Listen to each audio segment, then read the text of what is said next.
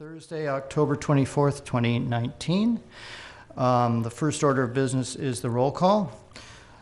Commissioner Barrera? Here. Commissioner Donaldson has an excused absence. Commissioner Keller? Here. Commissioner Sohani? Here. Commissioner Young? Here. And Vice Chair Thompson and Chair Guerrero also both have excused absences this evening, so we have a bare quorum of 4 commissioners present.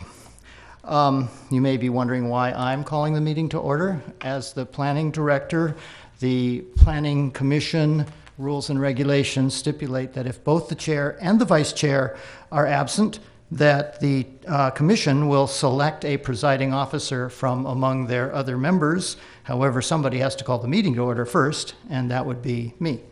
So the first item of business is to elect a presiding officer for this meeting. So at this time, I would like to open the floor for nominations for a presiding officer. I would like to nominate Commissioner Thompson or Keller. Is there a second? I'll second that. Are there any other nominations? All right, let's have a vote. Commissioner Barrera? Aye. Commissioner Donaldson is absent. Commissioner Keller? Aye. Commissioner Sohani? Aye. And Commissioner Young? Aye. And of course, Vice Chair Thompson and Chair Guerrero also have excused absences. So Commissioner Keller will preside over the remainder of the meeting, and I will pass the gavel to you. There you go. I thought you were going to throw it. Now, as you may have noticed, we're having technical difficulties. I see that. Okay, we could do that. Yeah, the minutes and all that stuff. Yeah, if we don't get it fixed by then, we'll call it recess.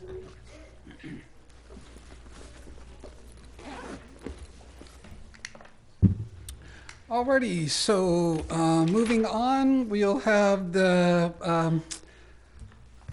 roll call is done. So at this time, we will accept public comment for items that are not on this evening's agenda. If you would like to address the commission, you may do so, and you have 3 minutes to make sure it's something that is not on tonight's agenda. Is there anyone wishing to speak? Seeing none, I will close the public comment and ask for approval of the action minutes from September 16th, 2019's meeting. Do I have a motion? September 26th. Thank you. 26th. I'll make a motion to approve.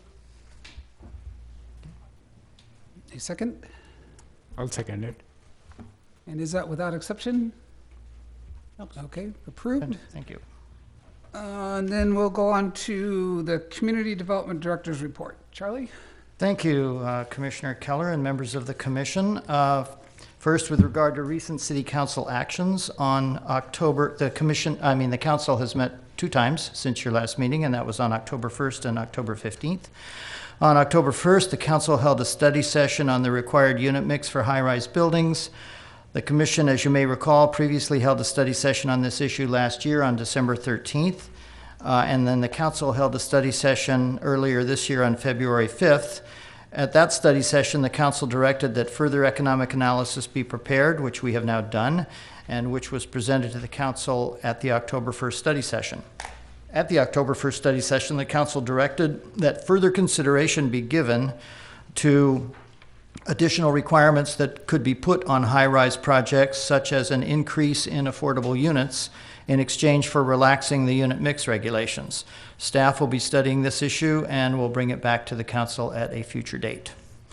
The council considered a request for a noise waiver for the intersection project at 3800 San Pablo Avenue to allow them to work on weekends for a 12-week period between October 1st of this year and March 31st of next year, for the framing of corridors to receive fire sprinklers in this modular residential project. After hearing from neighbors about their concerns, the council denied the request on a 2-3 vote, with Mayor Medina and Councilmember Martinez voting yes, and Vice Mayor Pats and Councilmembers Bowders and Donahue voting no. The council also considered Wareham's appeal of the commission's approval of the Marketplace Parcel B project. Under the planning regulations, the council's options were to dismiss the appeal, remand the matter back to the commission for further consideration, or schedule a public hearing on the appeal. After lengthy presentations, testimony, and deliberations, the council voted 4-1 to set a public hearing for November 5th. with Councilmember Donahue voting no. So that will be coming up in about a week and a half. On October 15th, the council approved the second reading of an ordinance amending the Sherwin-Williams PUD to allow the removal of 4 street trees on the west side of Horton Street to facilitate utility undergrounding and the construction of the new 46th Street. The first reading was passed at the council's September 17th meeting, and this ordinance will take effect in 30 days, which will be on November 14th. Finally, the council approved the annual purchase award from the Celebration of the Arts exhibition. This year's purchase is a series of 4 portraits made of hand-dyed and repurposed fabric and embroidery by Emeryville artist Susan Avila, entitled Betty, Dave, Myra, and Ruth, and it will be placed in the Emeryville Senior Center. And in other news, I want to call your attention to updated copies of the general plan, which should be sitting in front of you, and we will, of course, provide them to the other 3 commissioners at the next meeting. This is the latest and greatest. It includes all of the amendments that have been passed since the last printing of the general plan back in 2016. So you can keep it by your bedside for easy reading. And finally, I want to remind you, I believe you've all received invitations and notices about this, the upcoming Giving Thanks event. This is the annual event to show the city's gratitude for our community advisory bodies, including the Planning Commission and the various other advisory boards and committees of the city. It will be on Tuesday, November 12th from 5:30 to 8:30 p.m. at the Emeryville Senior Center, 4321 Salem Street. You should have a flyer in front of you, which is a printout of the email that you should have received, and I hope to see you all there. That concludes my report. I'd be happy to respond to any questions.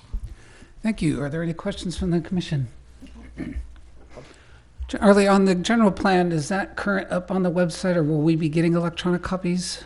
Yeah, it should be current on the website. Okay, so we could download a copy from there? Yeah. Okay, very good. Thank you. You also have a printed, oh yeah, I see, to have I on want your electronic computer. copy, Yes, right, sure. Thank you. Okay, we move on to disclosure of conflicts of interest and ex parte communications, and this would be communications on items on this evening's agenda. Have there been any? I spoke with Mark Forbes of the 47th Street Homes Project. I also spoke with Mark Forbes of the 47th Street Project. I have none.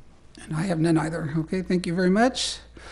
So, as members of the audience can probably see, we're having a little bit of technical difficulties. So, at this time, we're going to call a bit of a recess to give staff time to hopefully cure our ills and we can get on with the meeting. Just so you know what's going on here, apparently the commission can see the presentation on their monitors, but we have lost the connection to the camera that projects it up on the wall. So you all can't see the presentation, but the commissioners can. So we're trying to fix that. So you want to call I don't know, how long? Just until we get it fixed, I guess, right? Well, we can start with 10. Let's give them 10 minutes. 10 minutes. That's good. Yeah, Yeah. see where we are in 10 minutes. All right. Very good. Thank you.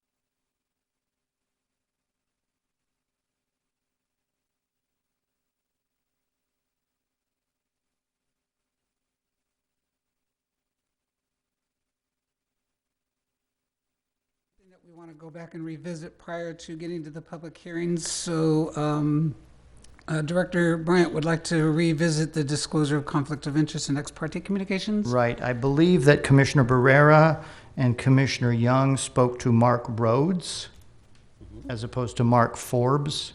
Mark Forbes is the property owner. Mark Rhodes is the applicant. Yes, I spoke with Mark Rhodes, Okay. applicant. Is that same with you, Commissioner Young? Did you speak I with believe the so. art? That is right. Yeah, All right. Thank you. yeah, thank you. Thank you, Charlie. Commissioner Keller, if you want to mention on the first item, the public hearing, Oh, that's correct, yeah. that has been continued to a future Yeah. meeting. So I I don't need to mention it, you just did it for me, thank you. just did it for you. Yes, I did. So that is item 7.1, the elimination of the minute parking requirements, the minimum parking requirements that has been postponed to a future agenda item. Hopefully the next meeting on December 12th, but we'll see. Okay.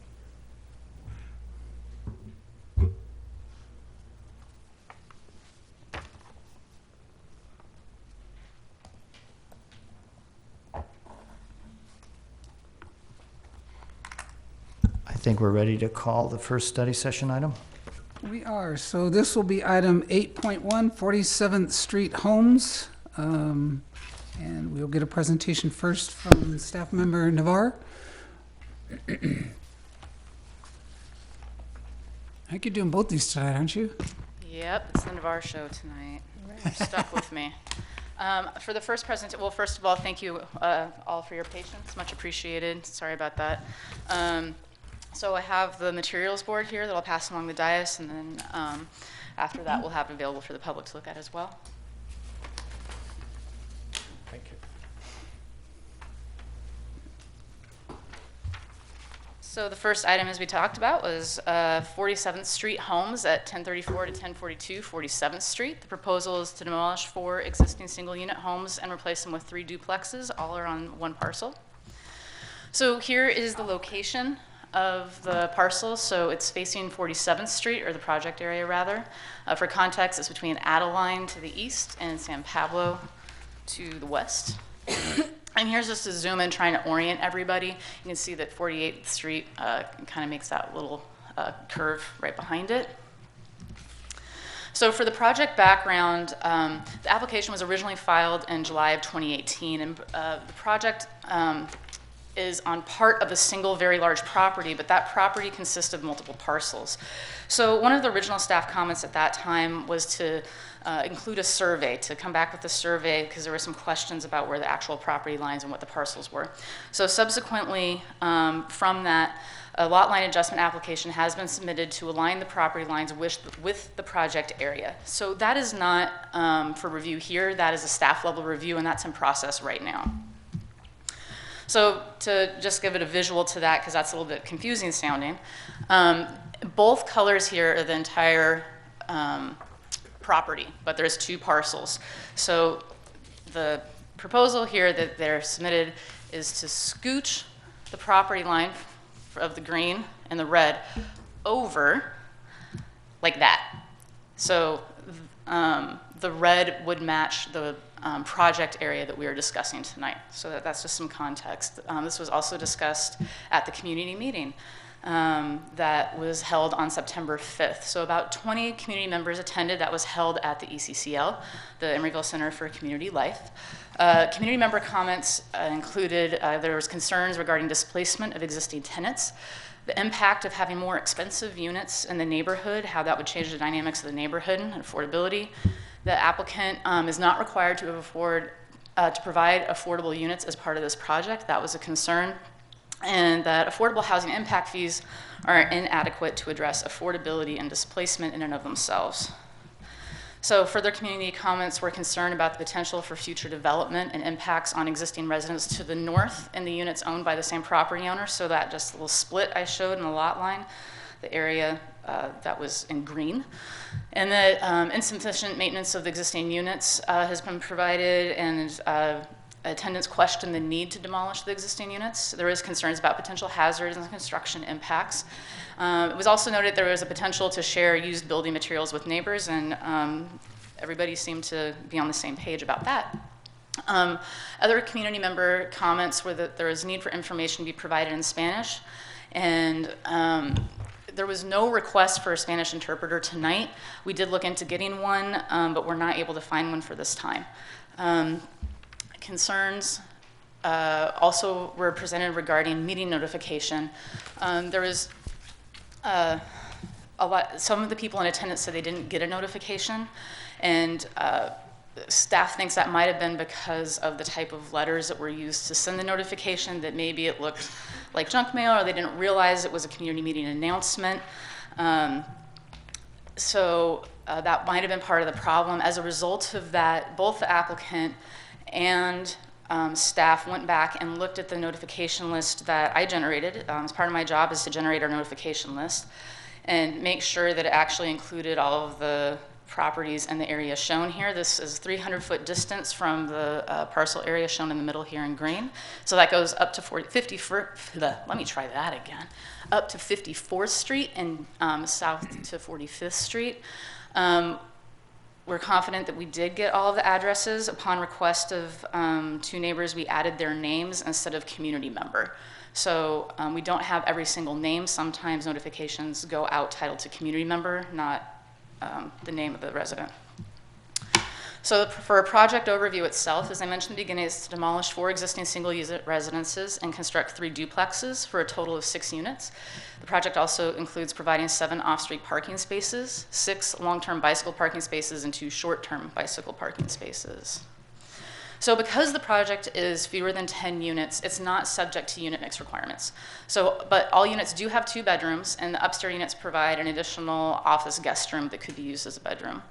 The project, because it's less than 10 units, also is not subject to family-friendly design guidelines, although the project does have some components of family-friendly design guidelines. It has not been assessed for that because it's not required. And affordable units are not required within the development because of its size as well. Affordable housing impact fees are required. So even though a unit is not required to be provided within the development, affordable housing impact fees still must be paid.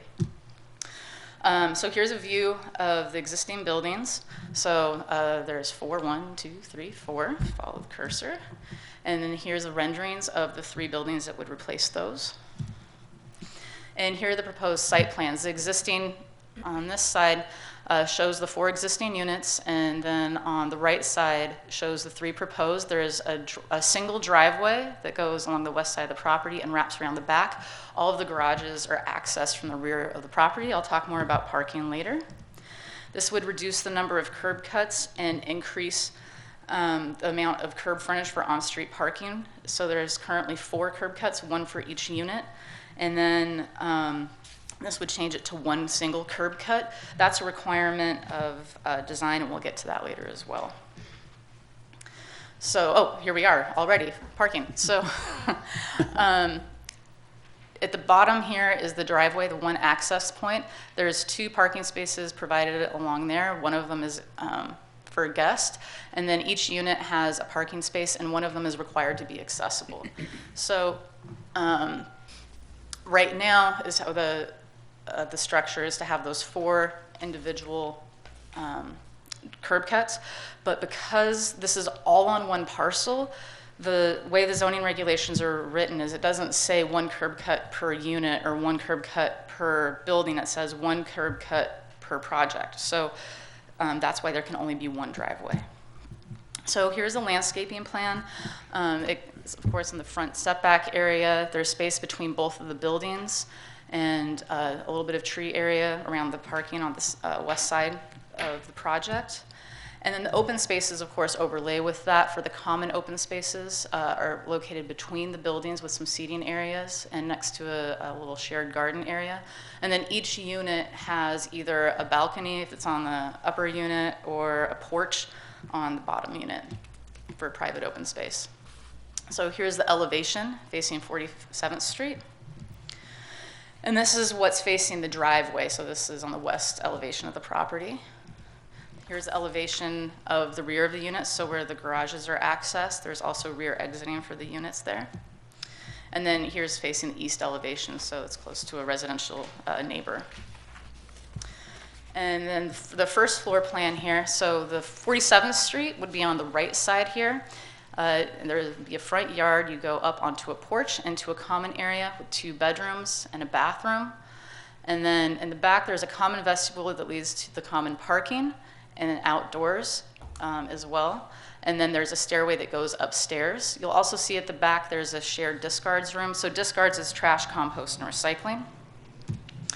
Upstairs, there's a common area, 2 bedrooms, 2 bathrooms, and a bonus room. And then there's a deck that's facing 47th Street. And that's the same for each building. All the units are they're modular. They all have the same floor plans and design. So again, there's 3 renderings for this project. Here's the one you saw before. Here's one aerial view looking from 47th Street. And then here's an aerial view of the rear of the property. So for the general plan, this is a medium density residential land use area, and it's also an area of stability, so it's not anticipated to change significantly in its residential character over the time of the general plan. That designation does not mean you can't demolish, construct, or have building modifications, but that the residential character is to not change much. So for zoning, it's a medium density residential. There's no overlays here. It's an existing multi-use residential. The proposed use is multi-residential, so there's no change in that. And there are conditionally permitted uses in the RM zone. So this requires a conditional use permit because of the existing residential structures that are being demolished. It comes to Planning Commission for recommendation and then goes to City Council for approval.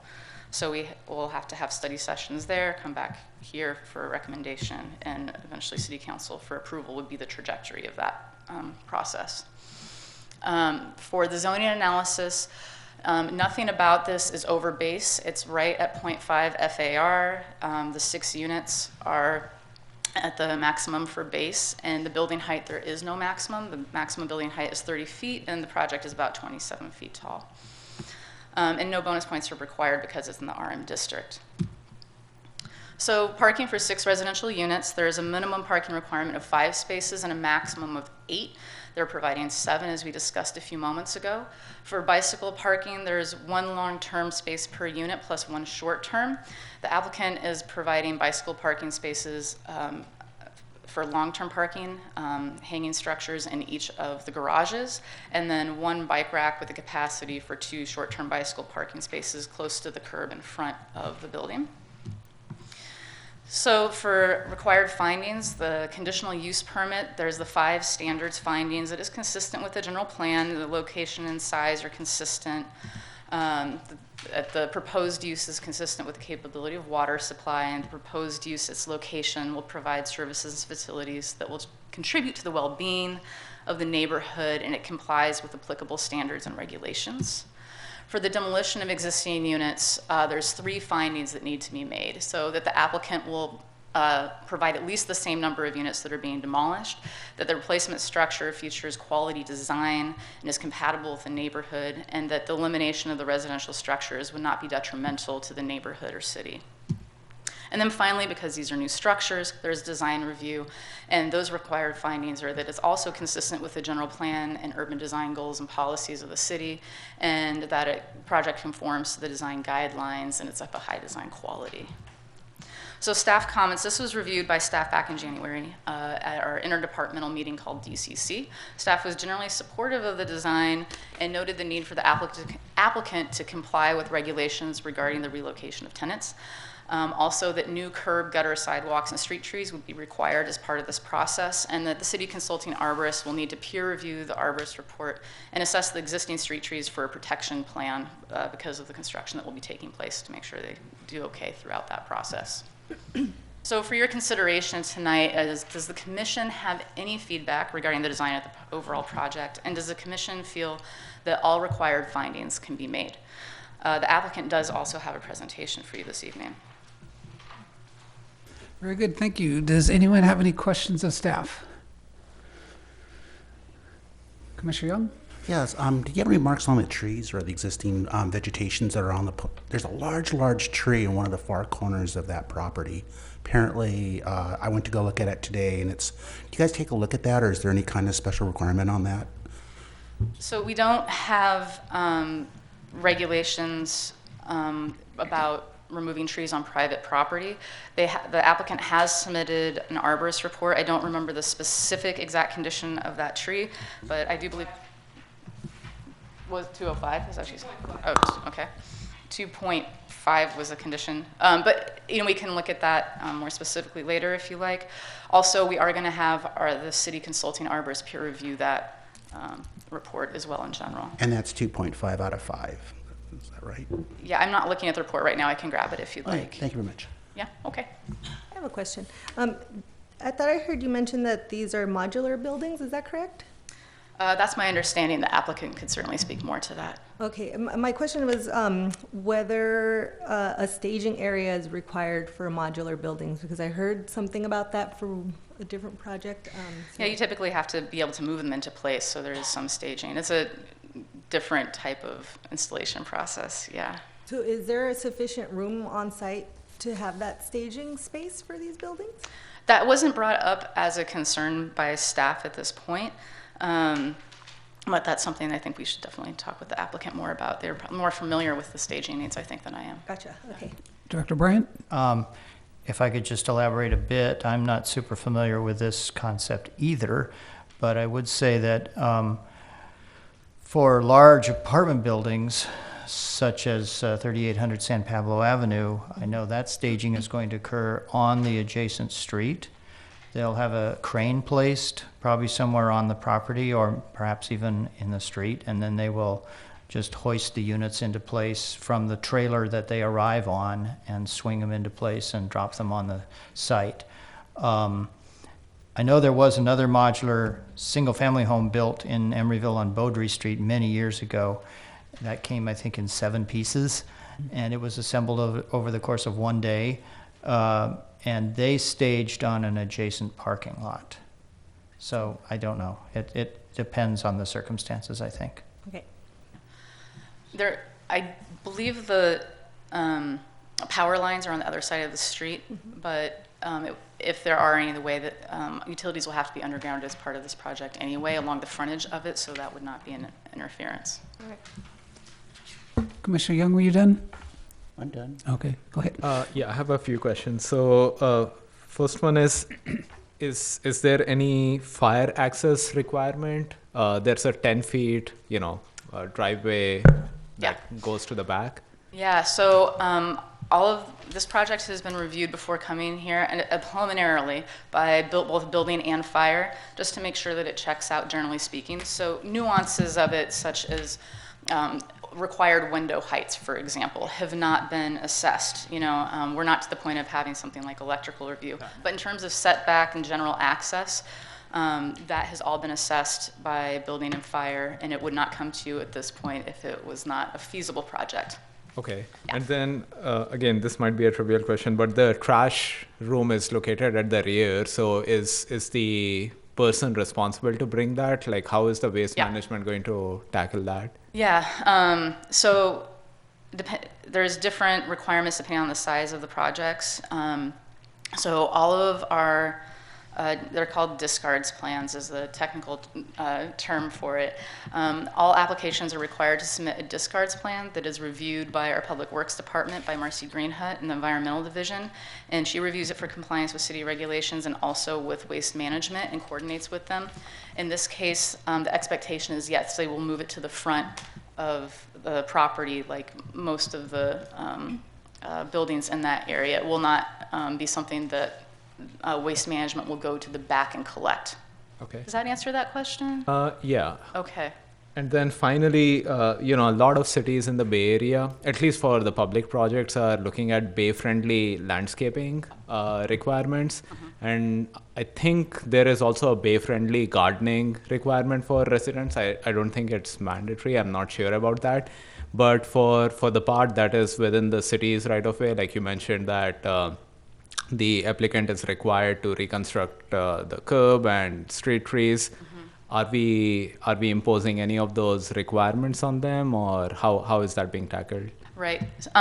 So there is water efficient landscaping ordinance, WELO, and that's a state requirement, and cities can choose to have it like with stricter regulations than the state requirement if they so choose.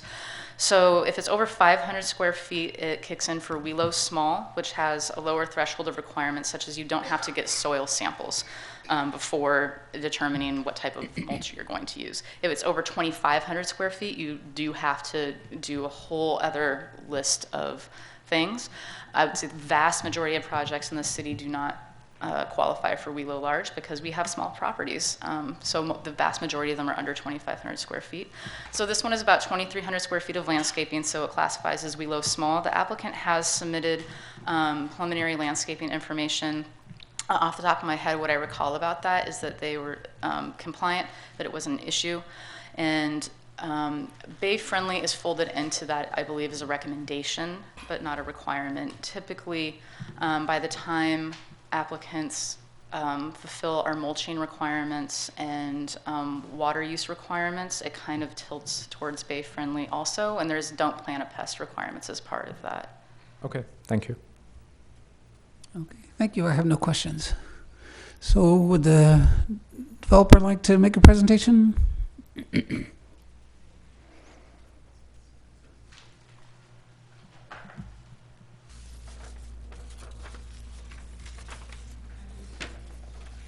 go. Don't use the mouse, use the arrow.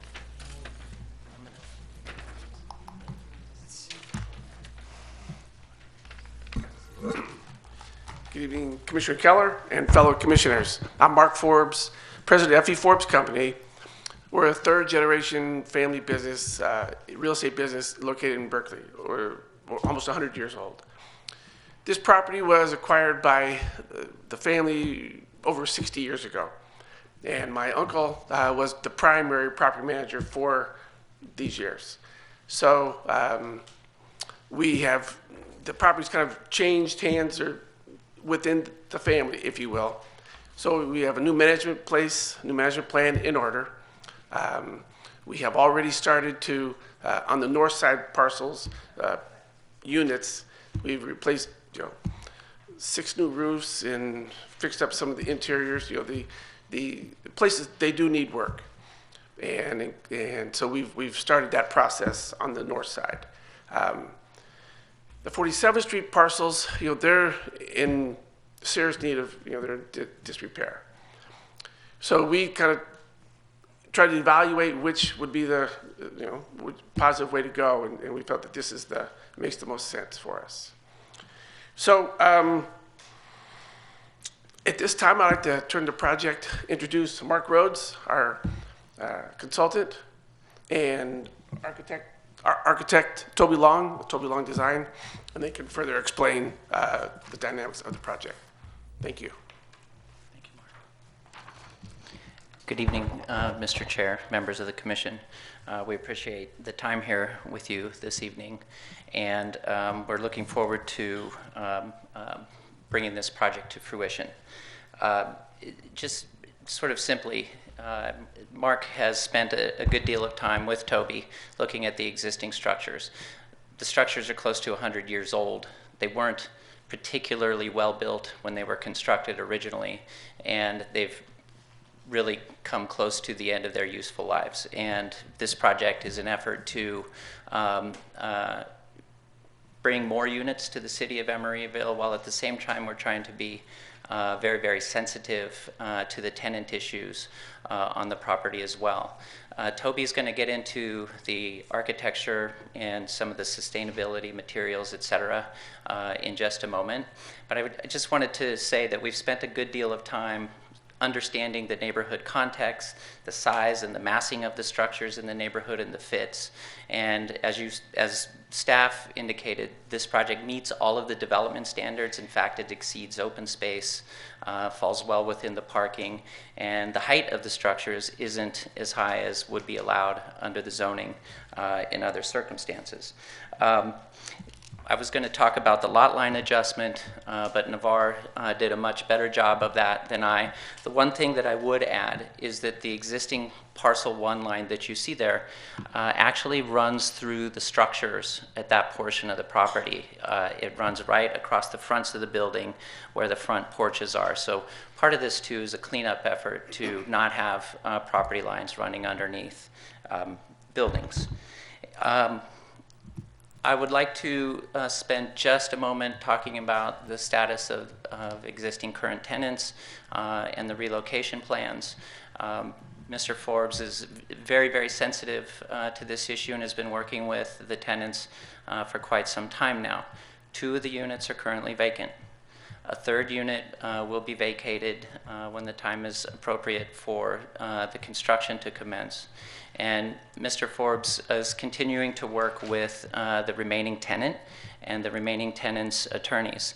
We're also working closely with the city's housing staff and adhering to the city's tenant relocation ordinance, just to make sure that, and we believe we've gone above and beyond that from the perspective of trying to accommodate as well as possible the tenants that are living there on the property right now.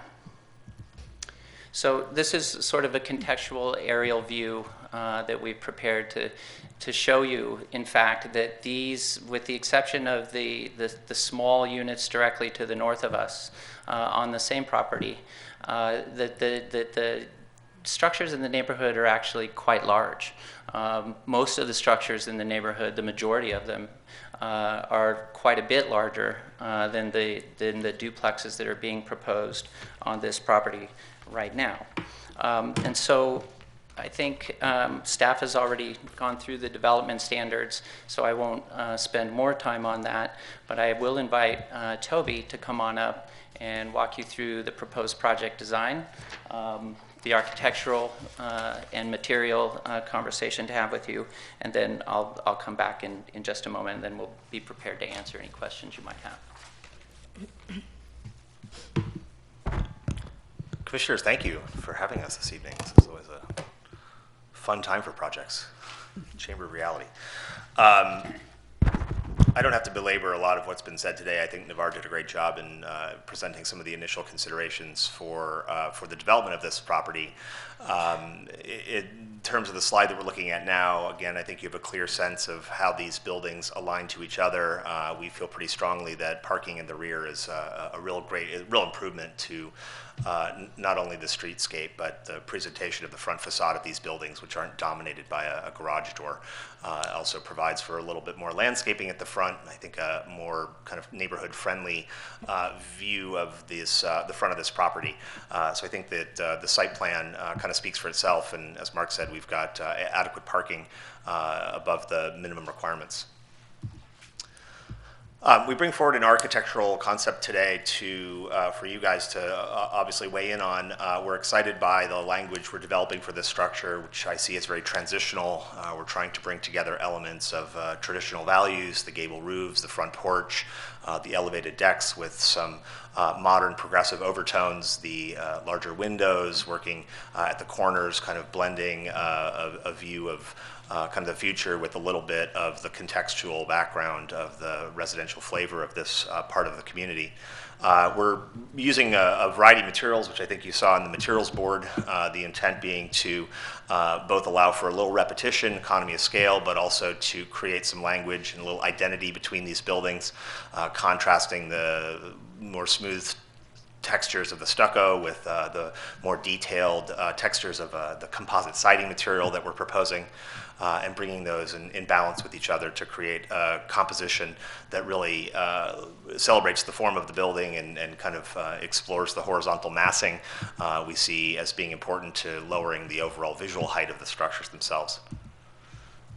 The rear, again, kind of repeats that pattern. You can see the strong horizontal line created by the front roof, which kind of brings this form around to the rear of the structure, kind of creates a clear delineation between each of the stories and helps us articulate the materials across the facade of each of the structures.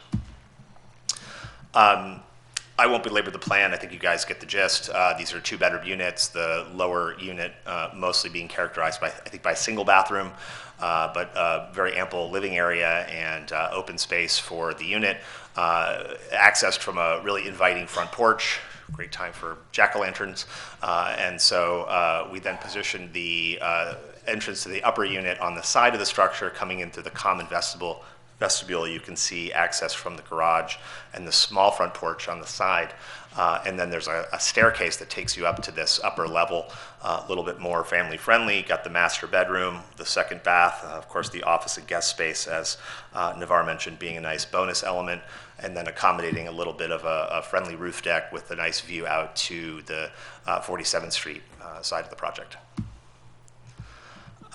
I think, again, the elimination of the curb cuts in the current condition allow for about 3 or 2 additional parking spaces that we don't see currently on site, so kind of improving the number of off-street parking areas on 47th, in addition to the guest space that we have on site, I think gives pretty ample access to these properties. I'll talk a little bit about modular construction in a second. Obviously, we're pretty dedicated. I've been in the green building space since I started working professionally about 25 years ago. I got into alternative construction means as a pretty early point in my career. Have built my entire practice around helping clients execute projects that use new and modern values in terms of our commitment to energy efficiency and sustainability. We are considering that these buildings may be all electric, which is certainly trending now. The energy code has gotten rigorous, but we do see new technologies on the market that meet and exceed those standards, and so the opportunity to eliminate fossil fuels as a motivation from the state, something that we take very seriously. In terms of the construction process, the specialty of my practice is off-site construction. So these are buildings that will be constructed off-site. There's nothing stock about these projects. We work through a more template-like approach. So these are what I would call one-off fabrications. They're contextual. They're designed for this site. They're designed for Emeryville and for this location. So they're unique designs, but building them off-site provides us with a number of distinct advantages. Maybe first and foremost, it does accelerate the construction schedule. We'll be doing the site work. We'll be building the houses at the same time. We get a real minimal disruption to the community in terms of the kind of noisy parts of the project. Framing and nail guns and beeping trucks are all minimized. We can make a case for, I think, sustainability on off-site construction through the aggregation of the labor force, the ability to control resources and waste streams is certainly enhanced. The quality control that we get through ongoing inspection processes, both by the factories themselves as well as the state inspectors, is higher than what we see on site. To speak quickly to staging, most staging for modular building projects happens in the street. The power lines are the big gating condition for us since they're on the opposite side of the road. Essentially, this will be a building project that takes place over about 2 days. The crane will be set up and we'll have traffic control just as you would see anywhere with flaggers and cones and making sure that the traffic disruption or the pattern of the traffic on 47th Street is minimized for those 2 days.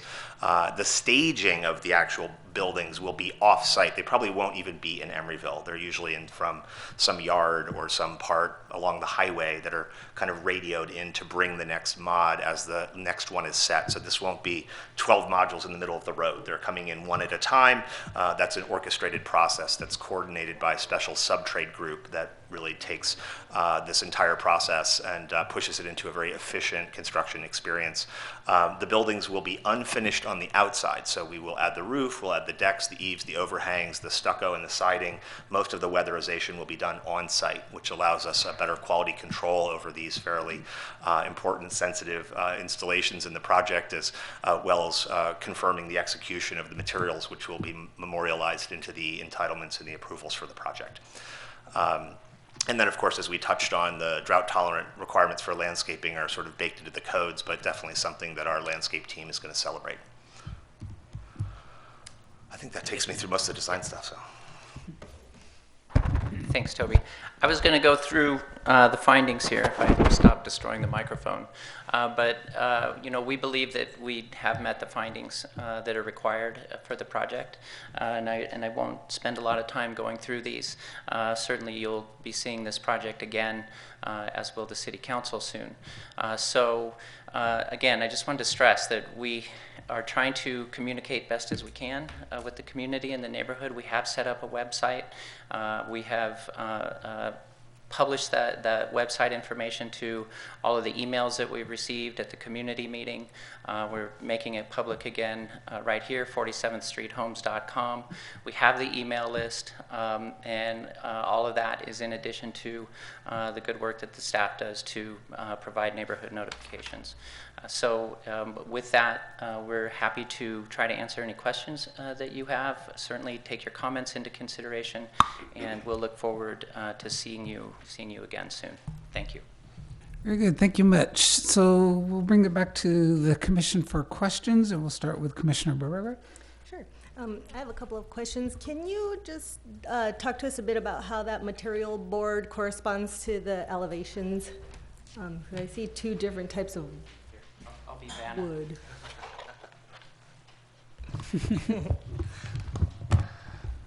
So maybe the easy way to think about this is there's like 4 materials. Okay.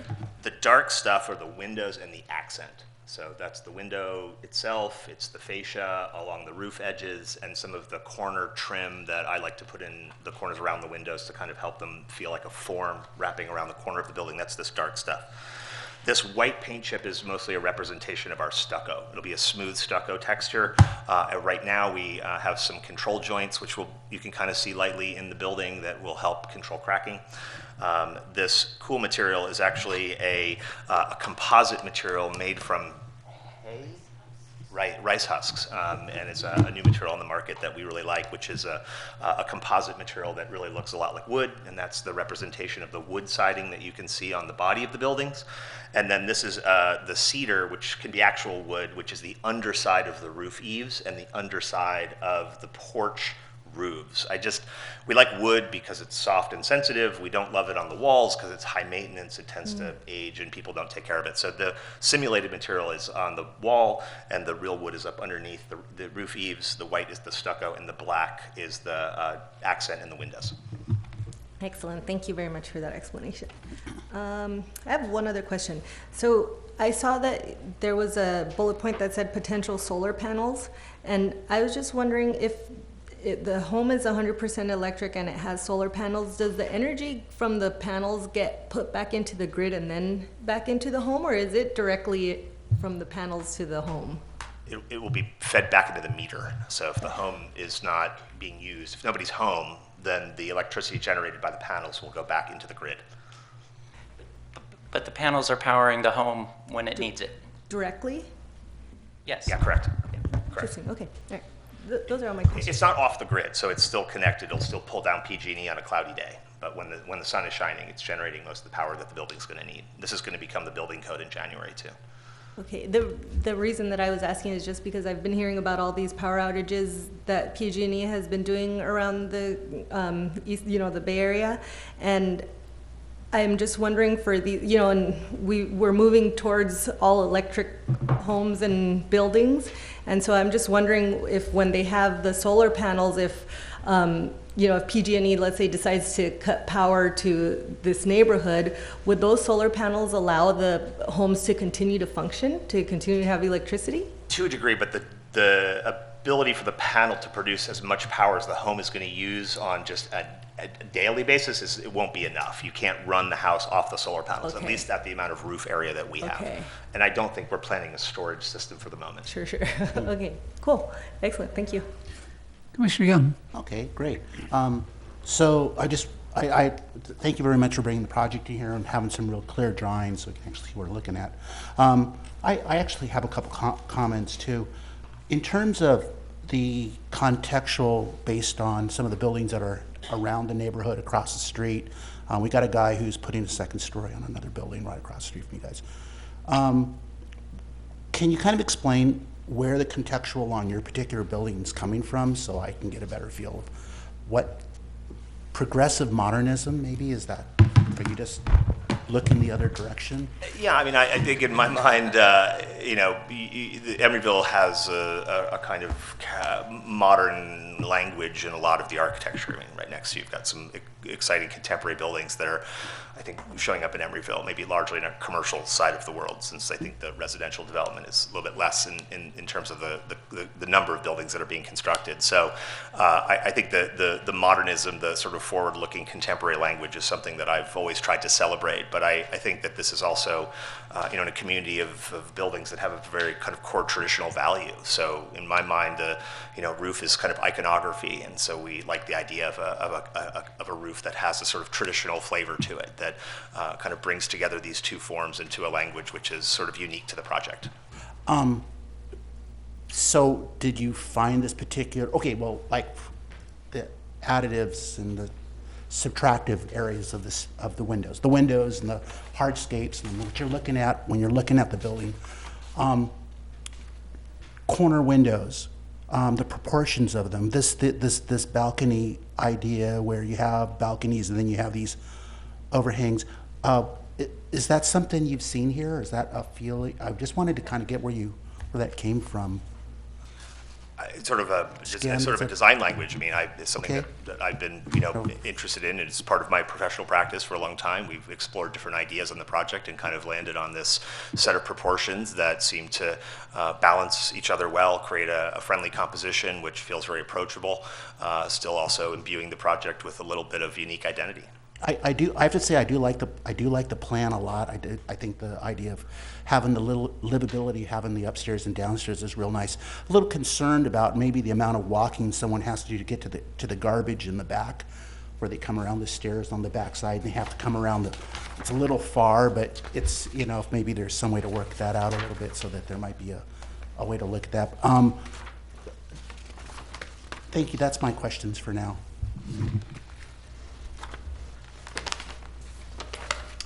Commissioner Sullivan. Yeah. So I had a similar question that Commissioner Young already asked about that extra slab area on the first floor beyond the balcony. That's something that I don't think I have seen in Emeryville, but I think you partly answered to that question. The other question that I have is what is the overall construction timeline? So including the demolition, bringing everything on the site and then construction. Is it 2 days? Probably Like about what was 2 probably days? about 9 months from fencing to occupancy, 9 months. more or less. And what are the kind of construction mitigation measures, if you can elaborate on that, to prevent, like neighbors from being impacted, that you are using? I don't know that the details are something that we've firmly talked about now. I'm assuming there will be conditions of approval placed upon the building permits, which will require all of the construction management plans to be executed according to the city requirements. So from noise fencing, from fencing and security to vector control to traffic issues to hours of operation to dust prevention and control. I mean, I think these are going to be, I would assume, fairly conditioned into just the standards of construction practices as memorialized in the laws of Emeryville. Okay, thank you. One more. Is it slab on grade? No, it'll be a raised floor. Okay. Okay, thank you. I just had the solar question, so you answered that. So for now, I think we're good. Thank you. So at this time, I'd like to open it up. I had 3 speaker cards, but they were actually for the 3 speakers we just had. So I don't have any speaker cards currently, but we would like to open this up to public comment. So anyone wishing to address this item, please approach the podium and keep in mind we keep comments to 3 minutes. We have done that in the past, but is the other person's present? Yes. Okay, they'll need to stand up with you. Hi, Please state your name. Peter Salmons. Mr. Forbes mentioned that his family and family business had owned these properties for decades, and that they had fallen into disrepair, and that this project would make that make that good. I would like to ask him, if you owned these properties for that long, how did they end up in such disrepair? They're lovely old buildings. They fit with the neighborhood. So they're going to be torn down, and some very high price units are going to be put in, and the original tenants are going to be turfed out, and the cost of renting in that area is going to go up. So it's going to change the dynamic of the community, and I would just like you guys to bear that in mind. Originally, the tenants in these 4 buildings were told that he will give them $5,000 to move out in 6 months, and if they didn't move out, they will get nothing, which is against your ordinance. Am I correct? I believe it's 5 times the market value of the property that should be offered to the tenant if they've been there for over a certain period of time. We have somebody that's been there for over 20 years. She's a grandma. She's bringing up 2 kids. She's created a community, and he's going to smash it down because he's a greedy bugger. Sir, can you please address the commission? That's what you're here for, is to address the commission, not the client. Yeah, okay. Thank you. That's all I got to say. Thank you much. And as a reminder, everyone, when you speak, you're speaking to the commission, so please keep your comments directed to us. Hi, good evening. My name is Cesar Palacios. I live in 1036. Okay, I hear in this ambitious program, right? Project, what they have, okay? So, Company Forbes says they own this place for decades, right? So, on February 2018, we received a letter, which one of them mentioned it today, that the houses require considerable amount of repair and major structural remodeling. Okay? So, and they offer $5,000. Okay, first of all, they never repaired anything. We did. All those 4 houses, we mowed the lawn and we repaired inside. They never repaired anything. We lived 6 years without heater, which we have a 77 years old woman or lady with the 2 knee replacement. And also we have a handicapped man, okay, with hands and knee problem, okay? So they never fix anything, and we asking, we have this problem, we have social problem. They careless, okay? Which we mow the lawn and everything, okay. And then, guess what? April 23, 2018, because we don't accept this, they come up with a 90% increase on the rent from $1,300 to $2,400. And this, one of these gentlemen is screaming to my mom, "Pay the rent or out!" My mom, she don't speak English, okay? She was shaking. I don't know if it was the same day or another day after, and the same thing, which she had a lot of stress. She got a stroke because of this problem. And now I see this ambitious problem. They've been planning ahead, trying to push us out. They already did with the Spanish people, which I believe they maybe don't speak English. I don't know how those men left. They were threatening, I don't know how. I don't know, I ignore. I wish I know if they mention something because they're from a different country, okay? So, but we now here, listen to this, which this is not good for the community because it's a low-income family, and it's gonna increase the rent, not only for that area, for that street, it's for the whole area, which, this is so sad, that they increased 95%. Is someone yielding their time to you? Pardon me? Is someone else yielding their time to you? I don't know how's the rule. I just trying to express myself. Yeah. Come stand up with him if you want to give him another 3 minutes. No. Oh, you say somebody's with me or? Your time is up. Okay. So if you want more time and someone's willing to yield their time to you, Oh yeah, they're with me. there's one person running the meeting, okay? I see people are coming up. I understand. Okay. So just to clarify, Commissioner Keller, should I set the clock for 6 more minutes? Let's start with 3 more minutes and see if he needs any more time. All right. So go ahead and finish up. You have 3 more minutes. Thank you so much.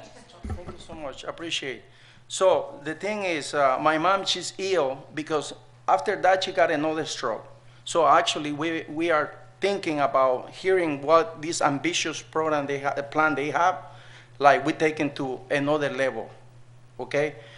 Because like I say, this is a low-income family, and this is created only because these ambitious people, which never take care of anybody on those houses. So take in consideration, they're not doing good for the community. They're doing good for their pocket, okay? That's what they want. They want more money, okay? Which is not good, okay? A lot of family living out of the Bay Area because of those kind of people, okay? And we cannot let those people push us away, okay? A lot of families leaving the Bay Area because they are low income. They cannot afford it, okay? So, and then we get a threatening. Not only letter, they go to the house and they say, move out, from their own voices. Not only on letter, we have a proof. So that's our concern today. Hopefully, we don't go with this project and go check the house, repair the house, it needs to be repaired, and leave the people happy. Don't ambitious and get more money. You already rich. They already have a bunch of money. And check on the 48th Street. They only raise $100 or $75. Why they raise 95%? From $1,380 to $2,400. One of these guys told me, tell your mom to leave. She's not gonna afford it to pay $2,400. Why they say that? Because they had the money, okay? My mom doesn't have it, but she doesn't deserve that, especially a stroke, which now hearing what they're planning to do, I think somebody had to hear that, It's not fair. Not only our family, but I know the other houses too, even neighbors. And it's not only the house, it's just the neighbor, the tree that they want to cut down. They've been there for I don't know how many years, but they've been there a long time. It's not nice to cut it down just for an ambitious plans to make more money a month, So, okay, that's it. Can I speak? Sure. Yeah, my name is Juan Herrera. And gentleman in the red, you can go ahead and say, do you want to speak or were you, okay, so. My name is Juan Herrera. I've been living around in the same house, for 6 years already. But I know her mom, his mother, she's my friend. She's 76 years old. She's been living there with them, 12 years. I think 12 years, something like that. So, but the reason is because even I'm testify about, in their favor too, because we had the kitchen area. We don't even, they don't even repair or send somebody to put the air extractor and many other things about the house. And I feel, I feel like that's not fair when, even if they had nice plan or their goal to make a new, new houses about the neighbors, but we had nice neighbors too. We talk about this first. Even if they had, the plan to do the 3 houses, 4 houses, the building around there. So, but I believe it's not fair when they raise out like $800, in 1 year. I don't know, Emeryville, maybe they don't have the rent control, but it was too hard for her. And I saw her when we had to call the 911 because emergency, she been suffering so much about, and she had the minor stroke. And first she had the stroke and then minor stroke, so she already had two. Talking about the neighbor, I saw Mimi and her husband.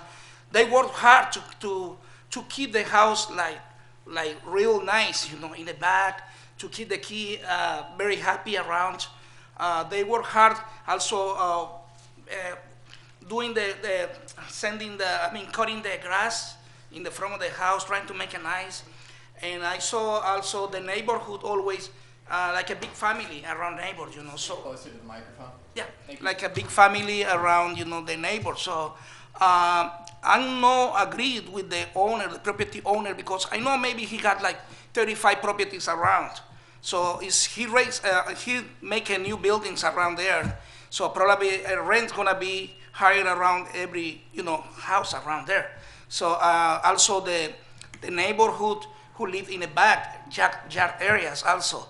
The house gonna be affected. Everybody had like nervous because they had to move somewhere maybe and pay more money.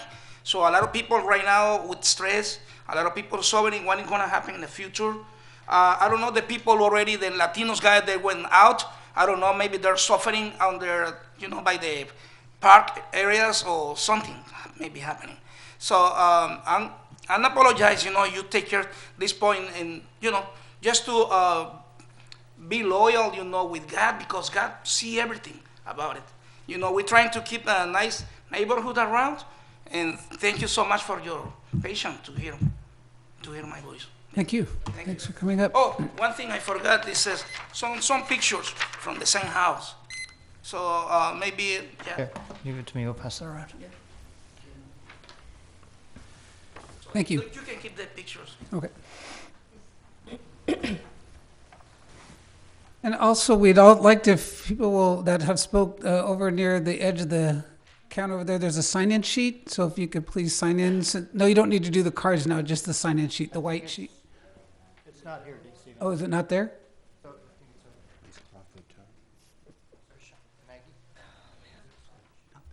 I guess we don't. If not, they could fill in a speaker card. They can give you the same information off a speaker card. Yeah, that would be helpful, thanks. That way we get the record correct.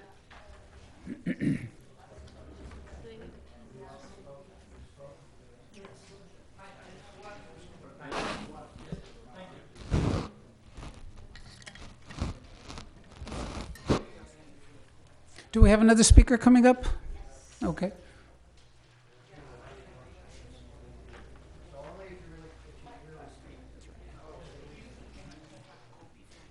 Hi, give us your name, please.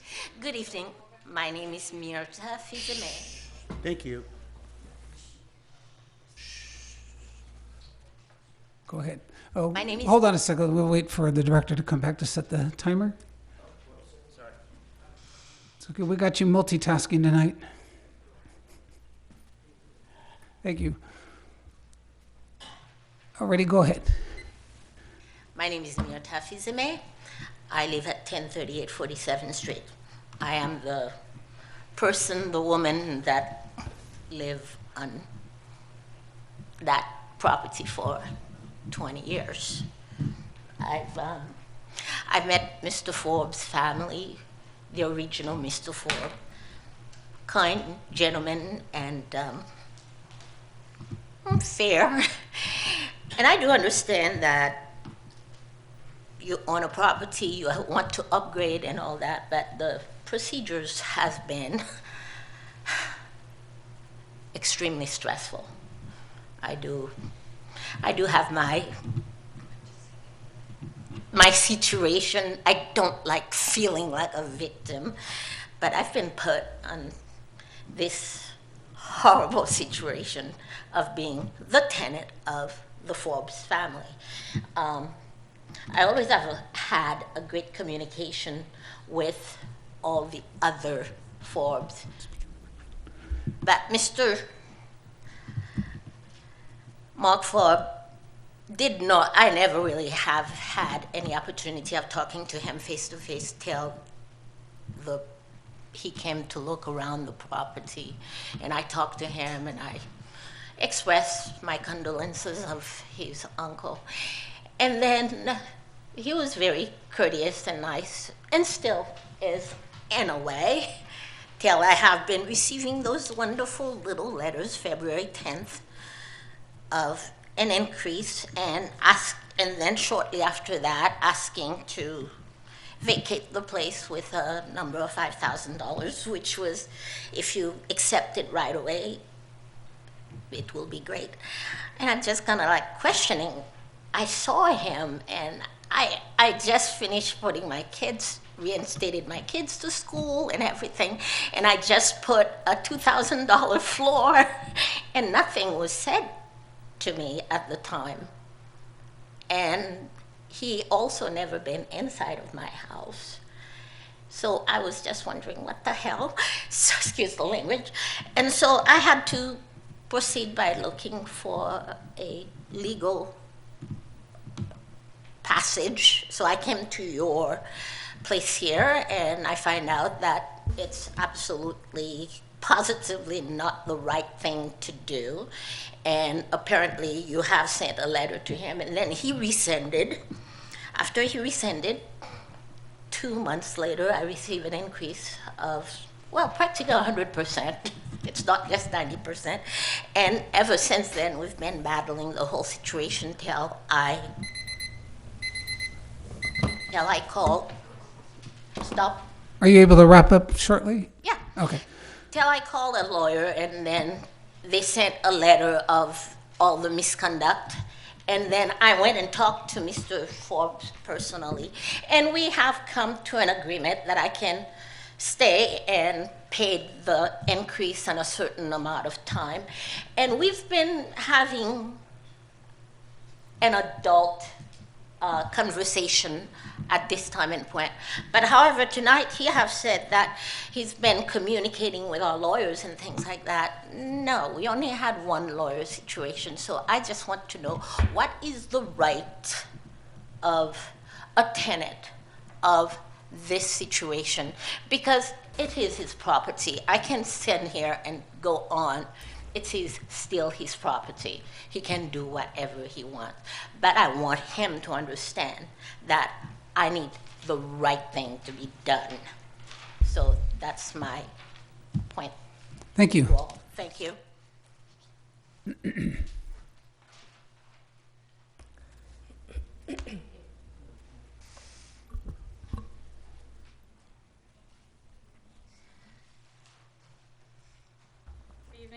Good evening. My name is Jaleel Griffith Stout. I live across the street from this, 1037 47th Street. And my ex-husband, my child's father, is one of the tenants who was moved out recently of the furthest unit to the left, if you're looking from my side of the street. And he experienced the same thing. And I would just say he speaks Spanish. All the communication was in English. And he and his housemates eventually decided to move out, not because it was a really great deal to suddenly have to pay almost twice as much rent, but because the house had been in such bad repair for so long, and they had gotten tired of doing the painting, fixing the stairs, replacing windows, and mowing the lawns and doing the gardening, and then having their rent raised even though things were still broken. It's already caused an inconvenience for my family. My daughter doesn't get to see her dad as often as she used to. He had to move pretty far away. It's not, I mean, not like, you know, a different state or anything, but it's not like the rent that he was paying is easy to find in this area. So that's caused inconvenience in terms of his ability to be supportive of her and the activities that she participates in. And obviously that affects me, because then I have to decide, does my daughter get to still take violin lessons, or now everything is going to be different because we can't afford it anymore. So when I hear sentences like, oh, we're being very sensitive to the community and we've been very communicative and very aware of our tenants and trying to do the right thing for our tenants. I don't know if those are the exact words I heard, but that's basically the gist of what I was hearing. I don't feel like that's the case. And I would also say that I'm concerned about the precedent this would set in our neighborhood. Like all these conversations I hear about, oh, what does the material look like and how long would it take to build? Sure, I can see why that might matter to some, but for me, I'm thinking as a renter, looking at how did this come to be? It came to be because the buildings were not cared for, and the owner decided, I want to make more money. Let's tear them down and get rid of the people who are low income who are living there. It makes me feel like other landlords could see this and say, okay, here's a template for how to get rid of unwanted tenants and make more money. Thank you.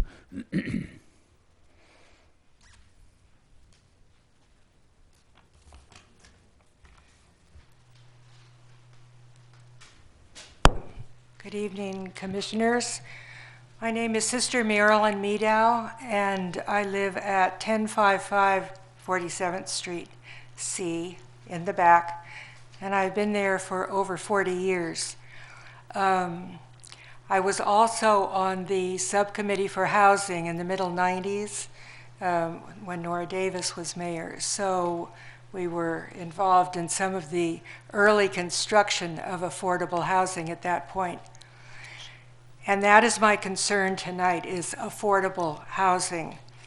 I know there's many different layers of the word affordable, but I've also worked for 20 years at St. Mary's Center with low-income seniors. And affordable housing for them is just practically non-existent. You're invited to St. Mary's Center anytime you would like. It's at San Pablo Avenue and Brockhurst. There are pages and pages of subsidized senior housing around the Bay Area. They're on lists. Our seniors are on waiting lists for years. St. Mary's has 4 transitional housing houses at the time. But I wanted just to read the last line from the City Measure C FAQ, which says, we want all residents, and this is Emeryville, we want all residents to be able to live in safe, decent, affordable homes and still have enough money for groceries and other basic necessities. And as I said, I've been working a long time with people who do not have that money for groceries and basic necessities. So that is my concern with the new 47th Street project. Thank you. Thank you.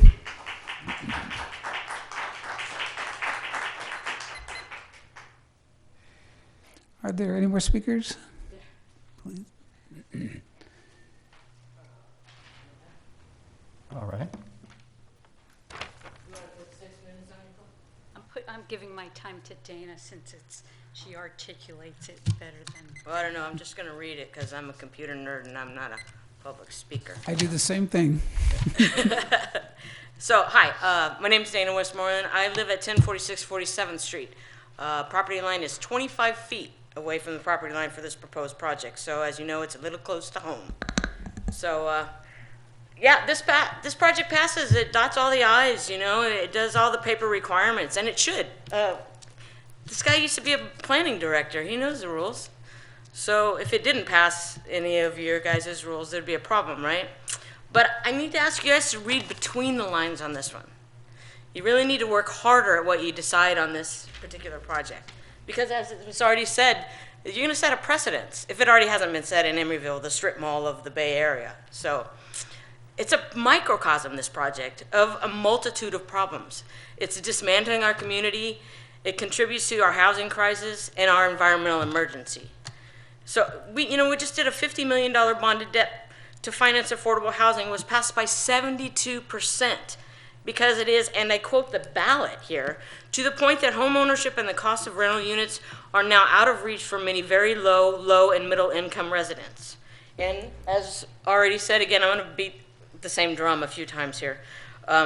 The city of Emeryville has been identified, in the FAQ, it says it has been identified as urgent need to help increase affordable housing at all income levels as our community grows and continues to develop. The shortage of affordable housing presents a reoccurring issue.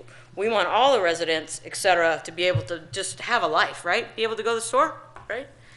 And so because of that, I in turn, as a homeowner, pay an additional $200 a year in taxes to help create affordable housing. But then 25 feet away, you're letting this guy build this building, kick out my neighbors, raise the rent. It's immoral. It's absolutely immoral. So, down the street, the Bakery Lofts, there's over 10 vacant market rate apartments there right now. The next door to me is a market rate, excuse me, do you mind just for 5 seconds if you'd not be on your computer, unless you're taking notes. Just out of respect, I'm begging you. I've been watching you look down all night long. So, and there's an apartment next door to me that is market rate. It took 6 months to rent and 4 people to afford it. We don't have a housing shortage. We have a very low and moderate income housing shortage. That's not being addressed. It said Forbes LLC raised the rent hundreds of dollars, as stated, knowing that these people couldn't afford it. That's legal eviction in Emeryville because there's no rent control. All you got to do if you want to kick somebody out is just figure out that they can't afford it, raise their rent, and out they go, right? Boom, tear the building down, build something else. Cha-ching. And so I'm sick of all my friends having to leave under this scenario. All my friends are gone. I'm lucky. I work for the city of Berkeley. I make bank. I can afford a house. But nobody else I know does. And they're all gone now. I'm here by myself. I made it. I worked hard, but not everybody can do that. And they're all gone. I'm by myself. I got a house. Big deal. It sucks.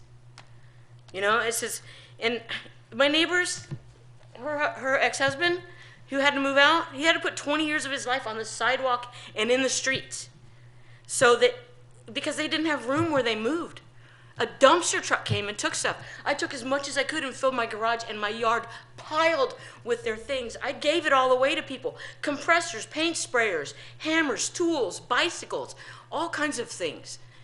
Because they couldn't take it. They didn't have time to sell it. They needed to get the hell out because, again, boom, they couldn't afford to stay. And they were sick of it. And it says destroying these homes is going to just pack our landfills even more. There's some talk of solar panels, but they're not getting batteries for them, so okay, whatever. There's no real consideration of the environment that I see. And then there's more materials for the proposed prehabs that contributes to the problem, and I haven't heard anybody say anything about local labor at all. And cutting those gigantic trees, they're going to affect the wildlife seriously. We're on the Temescal Creek. I beg you guys to drive by there and see how beautiful that little park is. And the creek and those trees, that's what makes it. And we have red-tailed hawks, which, by the way, they kill a lot because they put out rat traps and the rats get eaten by the hawks. You've never seen anything more horrible than a hawk dying from eating a poisoned rat. And it's also going to change the climate, those trees taking out. It's like a little microclimate in there. So the wind and the sun and all that, that's going to all change. And those trees, really, they wouldn't have to be taken down if they were taken care of. There's ivy growing up them. I have pictures as high as the house. They were never maintained. That's why they look like that. That's why the guy is a 2.5. If they were taken care of, they wouldn't be at a 2.5. They'd be at a 3.5, because they are kind of old. Forbes claims that homes need to be destroyed because they need new foundations. Seriously, guys, you're in planning. What house around here doesn't need a foundation? Mine needs a foundation. And it's 100 years old. Mine's older than 100 years old. That's their houses. It says at one point the large front window of that guy, he just doesn't take care of stuff. At one point the large front window of one of those houses was broken and boarded up for months. Some crazy person came by and broke it. And it says the lawns weren't taken care of the entire, first 5 years I lived there until I threw a fit with him one day in the front and said, you need to start taking care of some of these lawns. It says, even though the current blight on this block, because we have the 2 burn-out houses, there's a house across the street that's vacant, now 2 vacant houses because he evicted them, You know, there's still people parking in the driveways of these evicted houses because there's not enough parking. So I'm sorry, 2 or 3 spots isn't going to do it. Is that 6 minutes? Yes, it is. Oh, shoot. Can wrap it up in like a half a second? Yeah, I have one more point. Hold on. Wait. An old house has some beauty, character, or potential, but an old prehab is just ugly. But this is the main thing. This is about my house.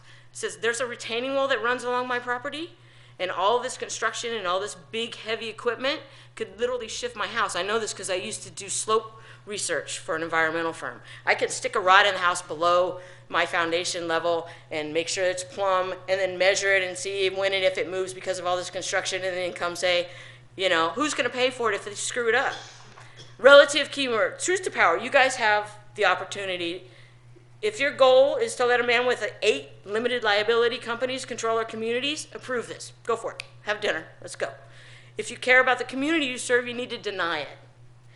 But the relative keywords in Emeryville's general plan are fostering responsible, sustainable development, enhancing the public realm, and focusing on quality of life and community character, preservation and enhancement. You need to speak in the microphone so the TV can pick up. Fostering responsible, sustainable development, enhancing the public realm, and focusing on quality of life and community character, preserving and enhancement of existing neighborhoods, and design excellence for the city of Emeryville. There's nothing in this plan that meets these goals. And if you're not changing it, you're choosing it. Thank you very much. Thank you. Please refrain from the clapping.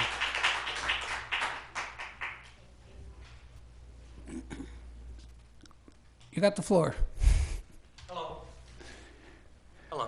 I'm Charles Soper. I'm a resident of 47th Street, and I'd like to thank you for the presentation, putting this together today. I would say, as you're looking at this, I would suggest some changes possibly if this is approved, or if you'd like to move forward with it. Please talk to the speaker and Which would be raising the houses in terms of flooding. We're in flood zone X. Having lived in this part of the country 25 years, I'm quite aware that with additional building and additional concrete, you're going to create space for water that won't go places. Your tenants on the bottom floor will typically be flooded. If you are planning to use sheetrock on the inside, I would suggest blue board. Conversely, I would also suggest when you're looking at this design that Sir, what we're asking is that you don't look to him. You're talking to us. the garages would go in front, so you would have less concrete in back, if that would be possible. Or conversely, instead of multifamily, if you had 3 homes and they were single family but put the garage underneath, so there would be no living quarters on the first floor, so those tenants wouldn't flood. Aesthetically, the design looks nice. I wouldn't complain about that, but I also don't complain about the existing homes that are there. They're single family. That's hard to find. They're also built in a manner that people would not be displaced in a flood or natural disaster like an earthquake. Earthquakes on a mudflat, typically homes go in different directions to the buildings. They're built, the existing homes are built, they're wood frame, but they'll also move with an earthquake. Since unfortunately the last year or so, there's been a lot of meth waste dumped all over Emeryville and Oakland, which I'm allergic to. Their homes aren't going to take the same hit in an earthquake, or a building wouldn't otherwise. So that's something else to consider. Otherwise, aesthetically, they don't look too bad to me, but I would also think that the garages would look better in front if they're moving forward with a new design versus an existing home that's already there. And if they're complaining about the way they look, I would maybe add some paint to it, because blowback from meth labs has destroyed much of the paint that's been on it in the home that I'm in. Otherwise, I mean, I don't complain about my neighbors. They're people that are busy, and I don't really know I'm not in their business. But again, I would think twice about approving a design with first floor living quarters instead of raising it up or putting the garages in front, or keeping the existing structures, which are very complementary to this part of the country. Thank you for your time. Thank you very much. Are there any other people wishing to speak? Okay, not seeing any, I will close. Go ahead. If you spoke and you filled out a speaker card, could you please pass it over here? You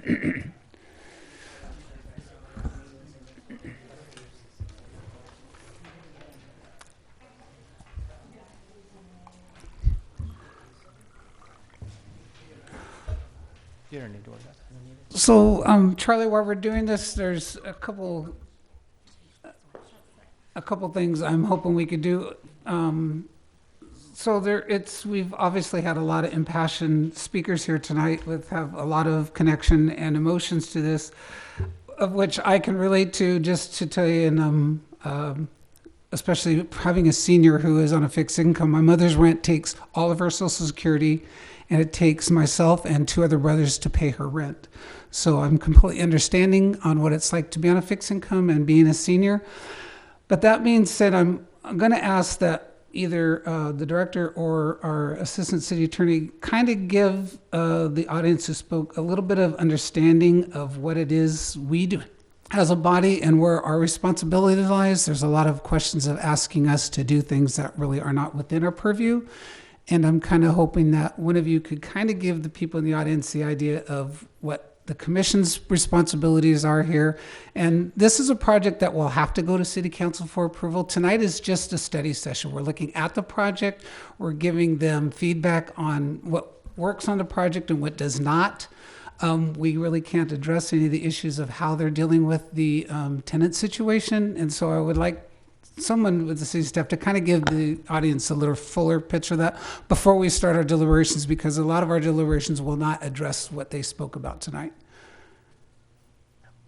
Thank you, Commissioner Keller. Yes, the commission's purview is primarily land use, having to do with conformance of projects to the general plan and to the planning regulations. For this particular project, as Commissioner Keller said, it does require city council approval, because under our planning regulations, any project that involves the demolition of existing residential units does require city council approval. So the planning commission's action, when this eventually comes back to the commission for a public hearing and an action, will be a recommendation to the city council. And then the city council will make the final decision on this project.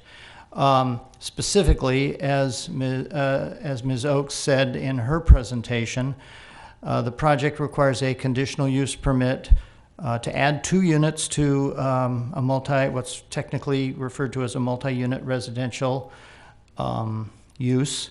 There are currently 4, there will be 6, so that's an addition of 2. That requires a conditional use permit, design review, and then the conditional use permit for the demolition of the units.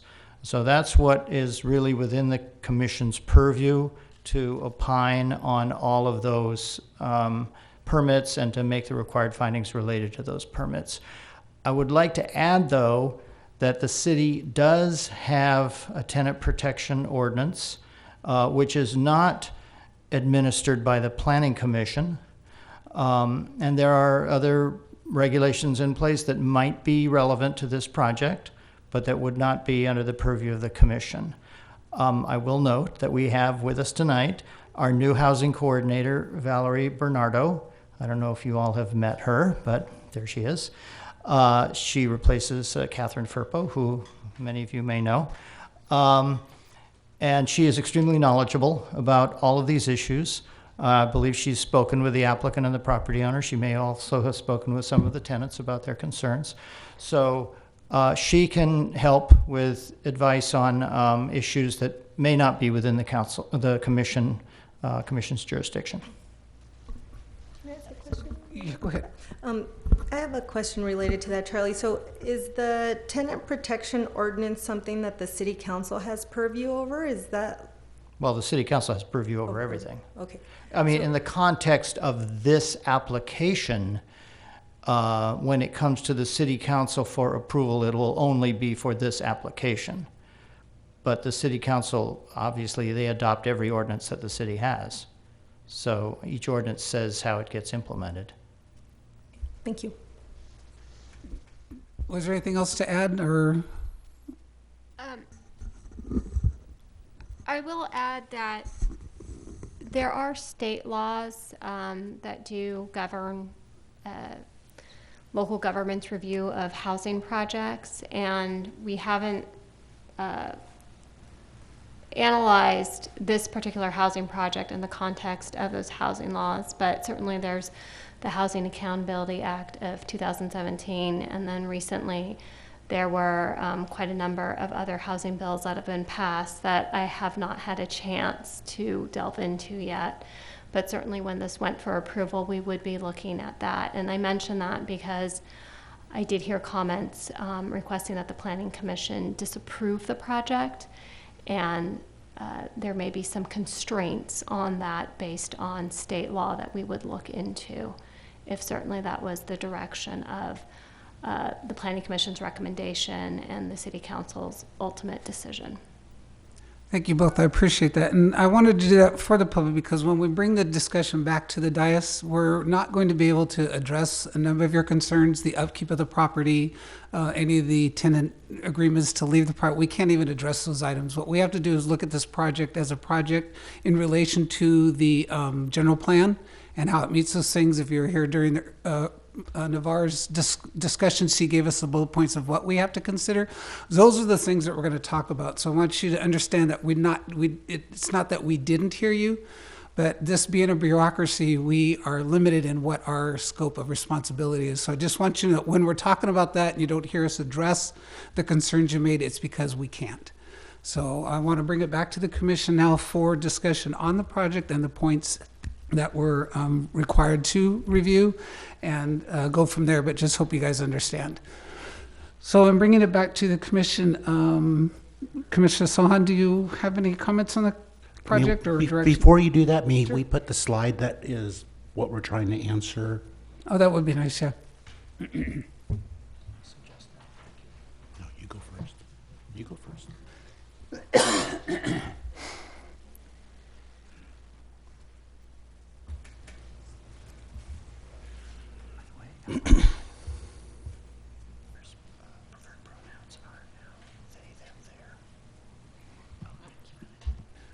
Thank you very much. Thank you, and thank you for everyone to. Navarre, was it another slide that showed up, or is this one you wanted to put up there? My understanding was you wanted the slide for what you were to That's the consider correct tonight. slide. That's Yeah, okay. Yeah, we don't have a whole lot of discussion questions. They're pretty broad. Okay.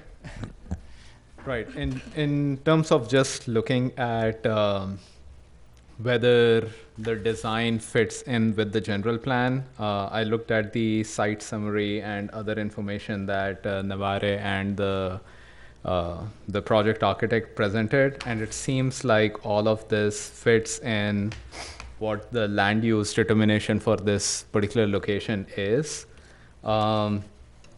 Like I pointed out in some of my questions, I would appreciate if the project considers, using these energy efficient building materials, not just in the title, but actually using them. And if there's a way to, capture that somewhere in terms of what savings it brings, especially say, for instance, landscaping, are they drought tolerant? The kind of materials being for the sidewalk and public right of way being consistent with what's out there, and if so, an improvement. And then figuring out, some of the other environmental concerns like, flooding, things that were brought out, as this moves forward, if there is an analysis that can be conducted on that front and incorporated in the project, that would be nice to have. Yeah, thank you. Thank you. Commissioner Young? Sure. So one thing that really comes to bear in my eyes is that I really do not see these buildings fit this contextual area. I just think they're just not there. I think that it's a good thing to do the duplex, and you get a little bit of this. I kind of keep going back saying, so disrepair. I mean, houses have bones, houses have foundations, houses have which I spent a lifetime putting houses together. 51st Street down by Fruitvale that make these houses look nothing. They look great, and I didn't go inside, and I can't go on that consensus. Well, this just and the other thing too is the concept of modular construction. I mean, we have one here in Emeryville, and I personally can be a representative to modular construction from places as far as Estonia. and this is really no lie. And I can show that I just have this feeling that modular construction belongs to places that are really far in the suburbs that really need, like Paradise or something like that. When you have a city with an urban complex, I think if you're going to do a project and you're going to build a project in a sense of what you want a city to examine, what your neighbors are going to do and all this other stuff, it has to really read really, really well. I just have issues with that. The other thing too that I think kind of goes with said, and I think it was brought up in a couple different places, is this whole off-street parking concept. Okay, it's cool, and I get it. Pull a car out in the back, but it does open up a very it opens up a lot of issues. First of all, you put cars in the backyard. So who you're bothering? You're bothering all the people in your backyard with your car, and you're bothering please hold off making any comments to my conversations. Thank you. And that what you take away, and I don't know those who spend time reading about architecture and reading about the fluxes of what, and I'm using the word poetically, of course, the fluxes of understanding the subtleties and the kind of what a house is. I mean, it's not a place to generate cash. Okay, I'll leave off of that, but it's not a place it's a place where people live. It's a part of a community. It's part of building. And these homes just don't read that to me. They just read instant, quick, put it up. I mean, you can make this house if we want to, we can go up and down the block. But the 4 houses that are there are beautiful. And it would be an architect could take a project like that, take all 4 of those and tear out all the terrible walls inside and rip out all the bad, plumbing and make it all copper and put oak everywhere and have really nice baseboards and nice coffered ceilings at the entry and maybe even use some of the feelings on the materials on this, and there you would have it, your contextual windows, your proportional sizes and you could, in fact, even, I mean, with the right kind of looking at the zone, how it's go to the second story in all of those, and you could make a duplex out of each one of them. You get 8 houses, not 6. And I would feel really, I did walk around on the backyard of all those houses. I looked in the back there. I did it today. I walked around the park area and I looked behind there, and it's really really nice. And I understand the concepts of projects going forward and all this other stuff, but I just think in a place like this, it's just ultra sensitive, and I think we ought to just kind of, we got a complex of a neighborhood we need to retain here. That's all I have to say. Thank you. Please refrain from clapping. I just want to start off by saying thank you to everybody who came out to speak. It sounds like there has been quite a bit of tension with these property owners, and like staff and Commissioner Keller mentioned, we have a pretty limited scope of what we do here in the Planning Commission.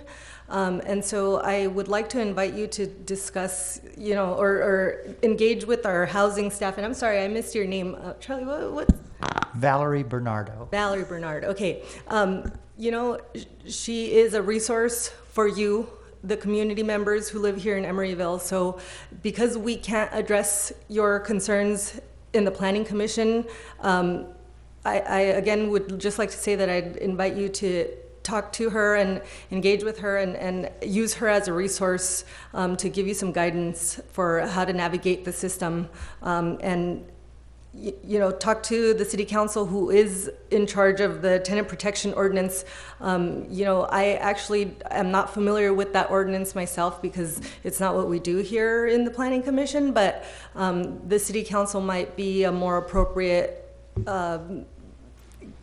body for you to discuss these issues with. So with that said, I'm going to move on to the questions that Navarra has posed here for us.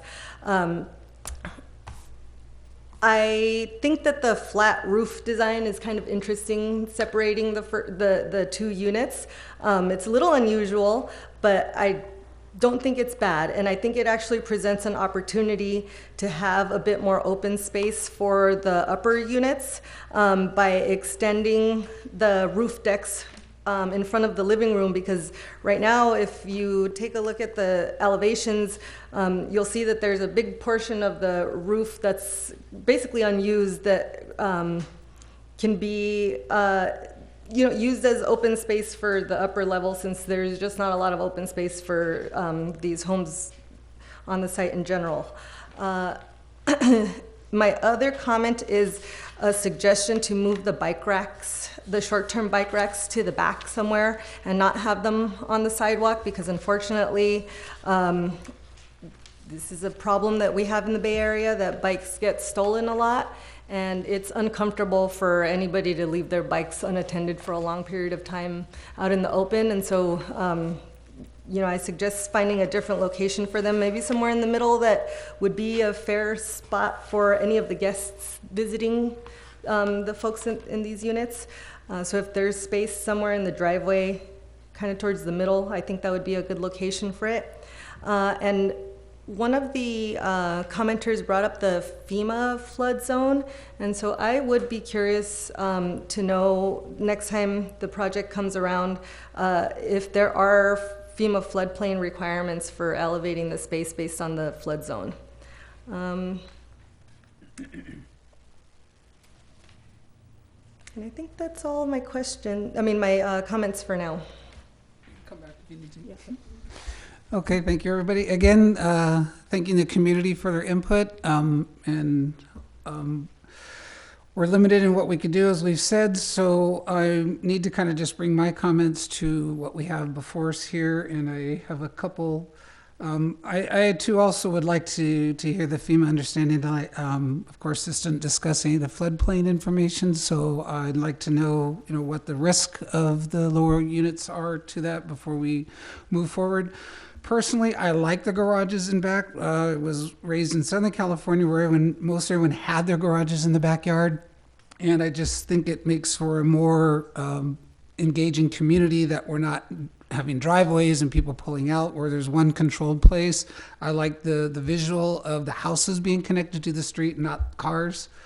So I think that's a very good thing. I like the concealed discard space. I think that's really something very important, that oftentimes we just see those things behind a screen or a fence. So I like the fact that they're behind.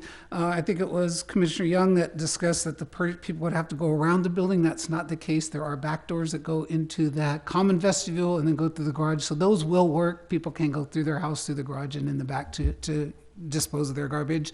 So I think that's a good thing I'd like to see retained.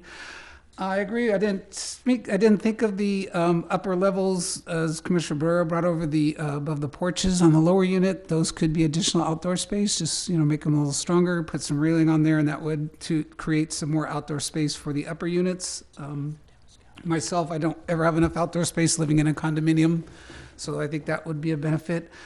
I like the large windows. I think that's a problem in a lot of older houses, is there's not enough view shed through the windows, and this just creates the opportunity for a lot more natural light. I'm a very big advocate of windows. I live with 9-foot floor-to-ceiling windows, and I would have a very difficult time living in a lot of new places that are built today. In regarding the architectural context, I just, it's always a matter of opinion. California in particular, but the United States is not a homogenistic architectural style unless you live in some of the areas like in Rockridge where it's purely arts and crafts. We have a blend of houses, and I'll remind some of the commissioners of the project we just approved on 55th Street next to the Pickle Works. It was very different than what that neighborhood has. And we see that throughout. I like going through Oakland. Barron Studios has done a lot of unique things, and I think that architecture needs to evolve with the times. And so I like these. I'm not a fan of stucco, as most people know, but I think this is appropriate, and I think it looks good. And I like I totally understand the read. I understand the roofs, how it reads with the neighborhood and what's currently there. I can't speak to the lack of maintenance of the homes, but I do understand that whatever condition they're in now, to make them, if we were to raise them and to make those compliant to today's standards, would probably be much more expensive than what these new construction would be. I've been involved in a lot of historical restorations, and they usually cost double what new construction costs.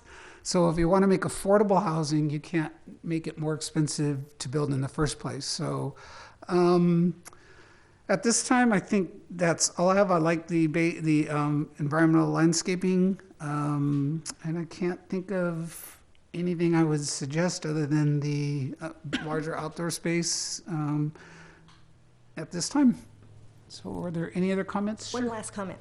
Maybe not. Another suggestion that I have is to add some kind of see-through barrier, like the railing that you have up on the second floor, on the porch of the lower level, because right now it looks like there's a wall of about 2 feet that kind of delineates that private open space, and I just find that people use their space more often if they have a little bit more of what seems like privacy, even if it's see-through. So I think that adding some kind of see-through barrier like that would, make that space a little bit more usable. That was it. That's it. Go ahead. If this project does move forward, and there are some things that that have to carry through with this building, while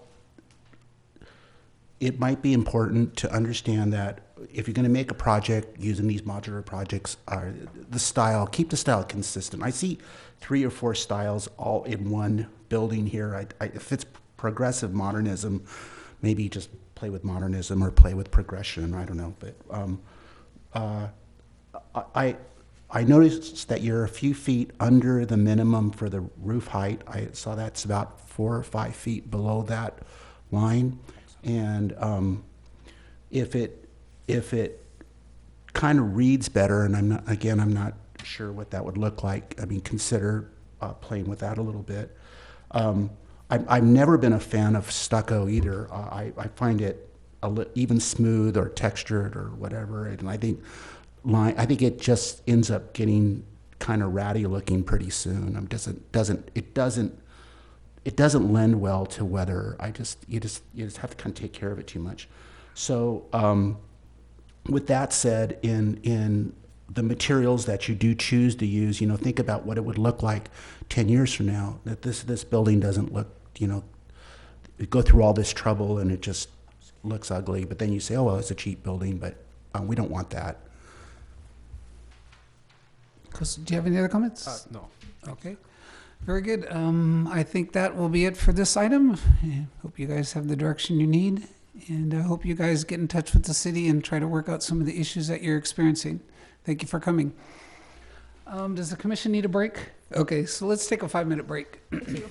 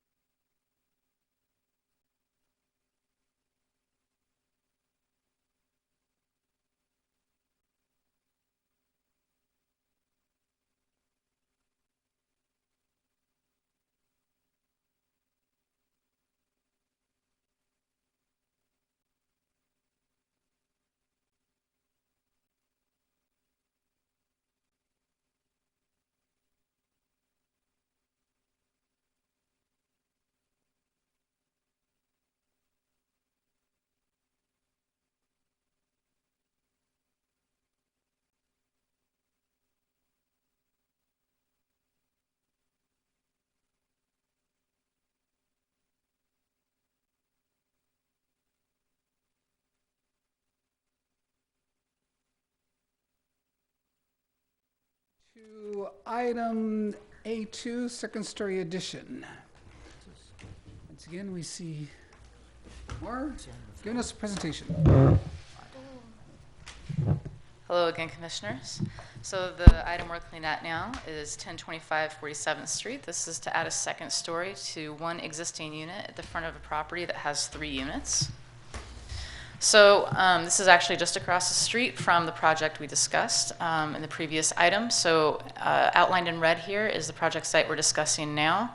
If you go across the street, kind of in line where it says 47th Street is the project site we just discussed, just so you have some neighborhood context. So the project overall is proposed to be a second story added to an existing single-story residential unit. The first floor will retain 1 bedroom and expand common areas, and the second floor will add 3 bedrooms and bathrooms and some common spaces like an office.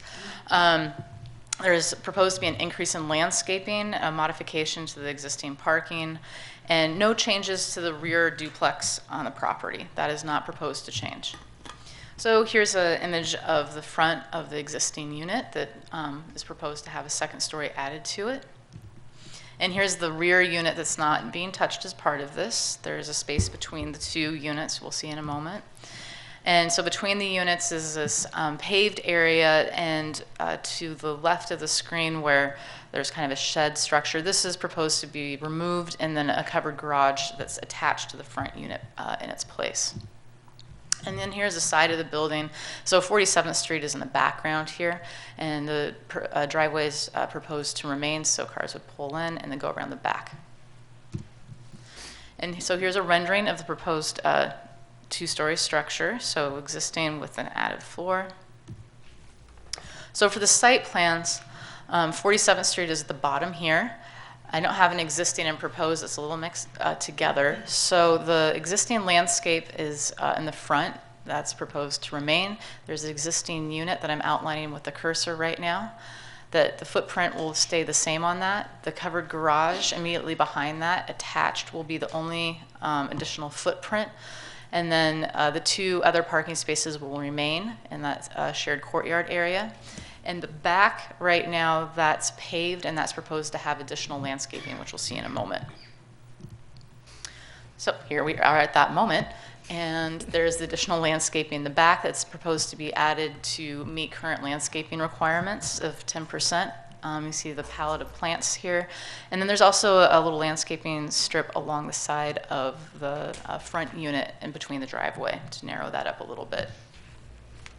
So for the first floor, as I discussed, the existing to proposed is moving the bedrooms mostly upstairs, but keeping 1 bedroom suite downstairs.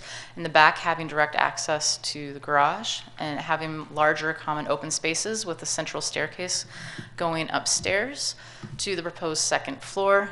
And that, I'm sorry, it looks like the image got slightly cut off, but you can still get the same idea. So the front of the house is at the bottom, and there's a large bedroom with walk-in closet and bathroom. The stairs are in the middle. There's a shared bathroom for the other bedrooms right next to that. There's a common space. You go more towards the back of the house, there's another bedroom, a storage area, and then there's a kind of a suite with a rear bedroom and walk-in closet and bathroom and a mini office. So here's elevations. At the top here is the existing elevation in context with adjacent homes. The property lines are signified by these little dashed lines. Those aren't, going up into space for real. And then the bottom here is the proposed elevation. So the proposed home is about the same height as the one existing to the east. And then here's a color elevation of that. And so it's just shy of the 30-foot maximum. We'll talk about that in a moment. So this is the east elevation. So this is what's facing that driveway area that we saw a photo of a few moments ago. And here's the rear. So this would be facing the duplex in the back, and there would be the garage on the bottom floor there. And then this is the other side facing residences on the west elevation. So for general plan, this is the same zoning as the other project we just saw, medium density residential for land use for the general plan. It's an area of stability. And for zoning district, it's a medium density residential. The existing use is multi-residential. There's no change in use. It's same number of units. So the only thing really changing here is and aside from the additional story, is the floor area ratio, which is going over 0.5. So all 3 units together, when you add them up, come to 0.73 FAR. There's no bonus points required because this is in the RM district, but the required findings for exceeding the base FAR of 0.5 are neighborhood compatibility, scales, materials, etc., and the design minimizing the appearance of driveways, parking spaces, and garage doors. So, please ignore the heading. The estimated parking demand for 3 units is 3 spaces for 3 units. There's no change in proposed parking, but the applicant will need to narrow the existing curb cut to 10 feet, and there's that added garage that we discussed. For bicycle parking, there's required 1 long-term space per unit, and no short-term bicycle parking is required because that's based on the number of guest spaces. So there's not enough residential units to trigger the requirement for a guest vehicular parking space. So the applicant is proposing 4 total bicycle spaces, but details haven't been provided on that yet. That will need to come later. For setbacks, open space, and landscaping, all required setbacks are met by this. There's no change in footprints of the existing buildings, just the addition of the garage. For the open space, it only applies to the front unit, as that's the unit that's being changed, and so the front porch and yard meet the open space requirements for this project. And 10% of the lot area must be landscaped, and that's being met by the expansion we talked about before of additional landscaping between the driveway and the front building, and also at the rear of the property behind the single duplex with 2 units. There we go. So required findings, conditional use permit. So there's 5 findings for that. And then there's also the findings for design review. So the 3 typical findings for that. So the project has to comply with the general plan, with the design guidelines, must be consistent with the neighborhood and not adversely affect the neighborhood. And that's for both conditional use permit and design review. So for staff comments, because of the limited scope of this project, it did not go to DCC or interdepartmental staff meeting, but Public Works did make a site visit to assess conditions, and some work will need to be required to improve the curb gutter and sidewalk at the area. The project generally conforms with planning requirements, but more details are needed regarding landscaping, fencing, the bike parking, and where discard storage will take place. So that will need to be in future additions here. So for your consideration tonight, does the commission have any feedback regarding the design of the overall project, and does the commission feel that all required findings can be made? The applicant is here, or applicant and property owners are here tonight, and the applicant would just like to introduce themselves quickly to the commission. Thank you. Before we do that, are there any questions for staff? Yeah, I have a question. I'm not sure if this is for staff or for the applicant, but I know this is kind of preliminary and we're at the study session phase, but can you kind of generally speak to how much demo of the original structure is going to happen?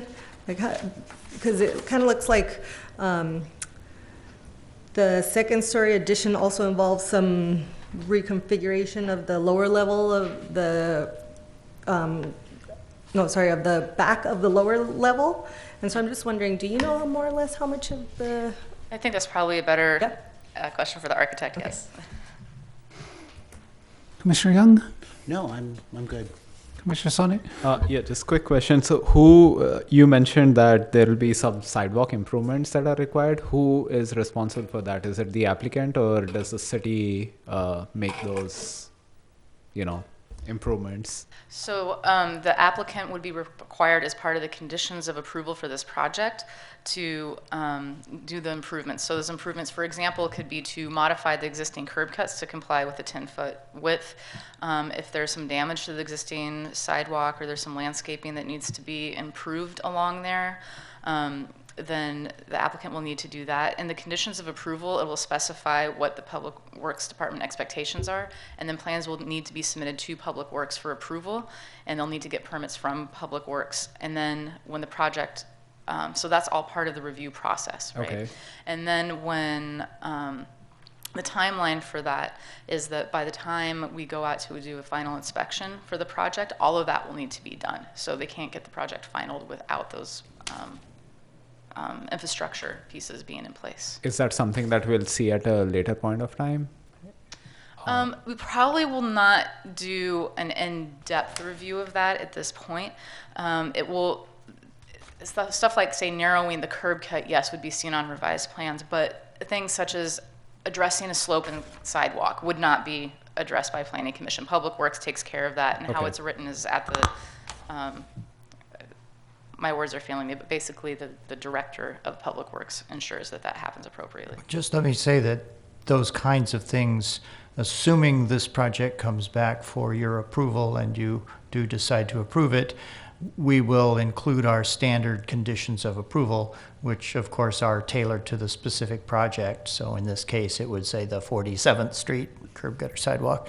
So our standard conditions of approval will address those kind of issues. And then as Navar says, it would say for the approval of the Public Works Director, or something like that. Okay, great, thank you. You don't get to review the civil construction drawings at the Planning Commission level. That's something that staff takes care of. Okay. After you have given the general direction. Thank you. There's also standards, just to clarify, in our design guidelines about required sidewalk widths and things of this nature, right? So different districts, different overlays, such as pedestrian priority overlays, which is not pertinent to this, but just for example, all have requirements for how wide the sidewalk needs to be, how much landscaping there needs to be.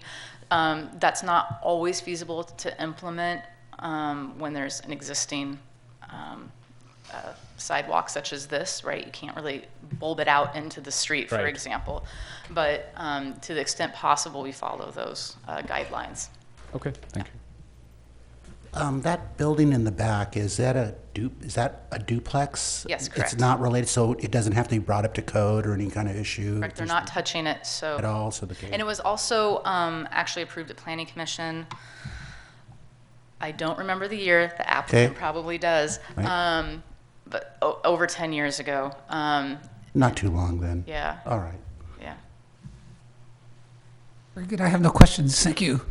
So would the applicant like to come up? Good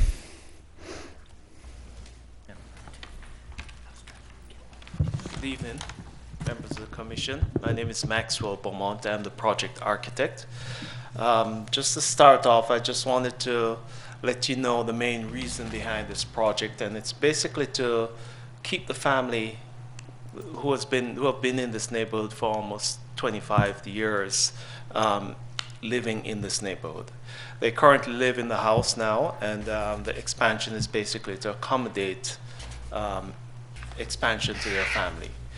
To answer your question about the scope of work and what's going to be done, the plan is to raise the house, to basically lift the house, and with the existing house on top, and build in the addition on the second floor along with the garage.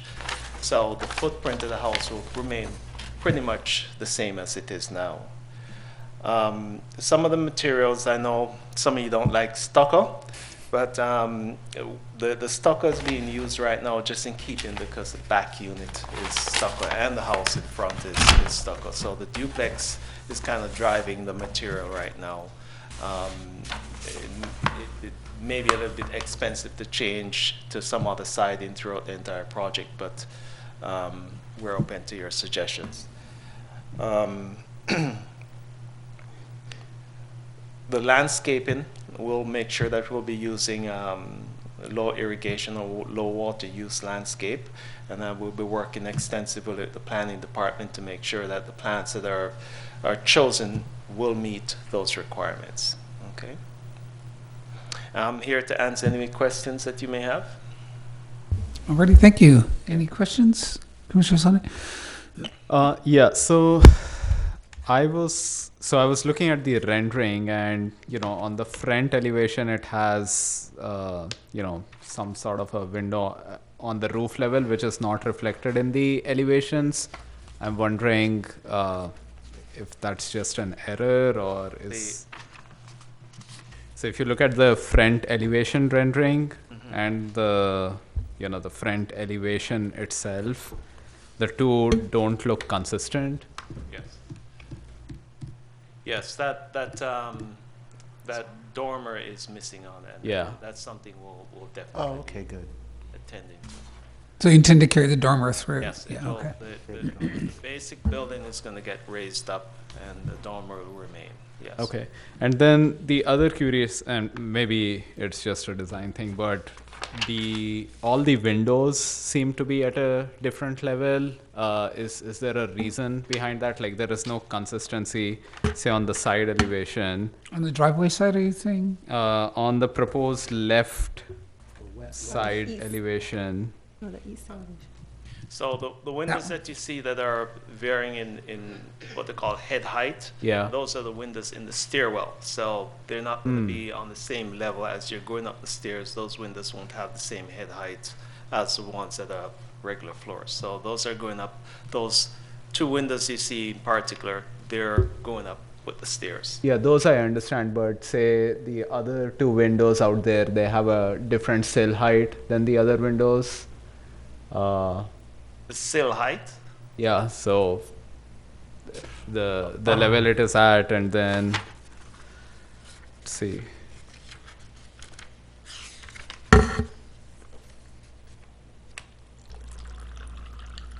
If you look at the right west side elevation, the windows don't seem to be consistent. I'm just curious why that's the case.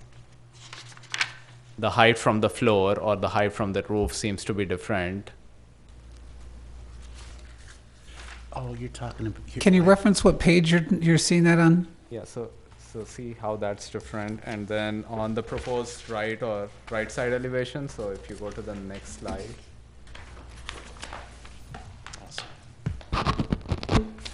The one after that. Sorry.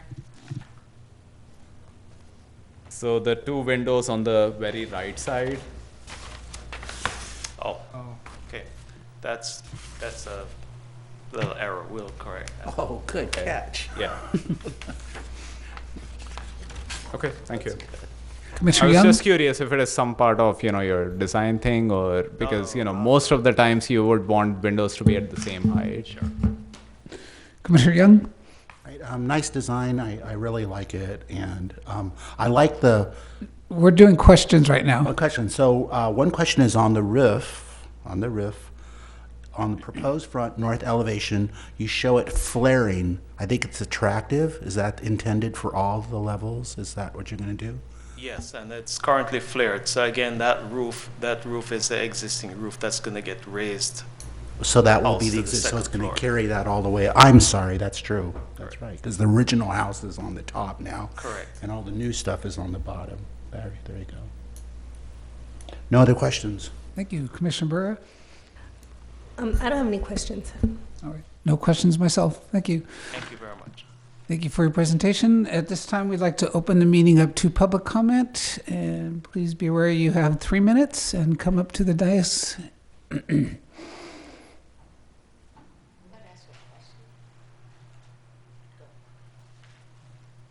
Hello, Charles Soper again. I lived on the same block for almost the whole decade. Really like the design and hope you approve it. I think it's very aesthetically pleasing, and it would add some value to the neighborhood and also to their property. Thank you.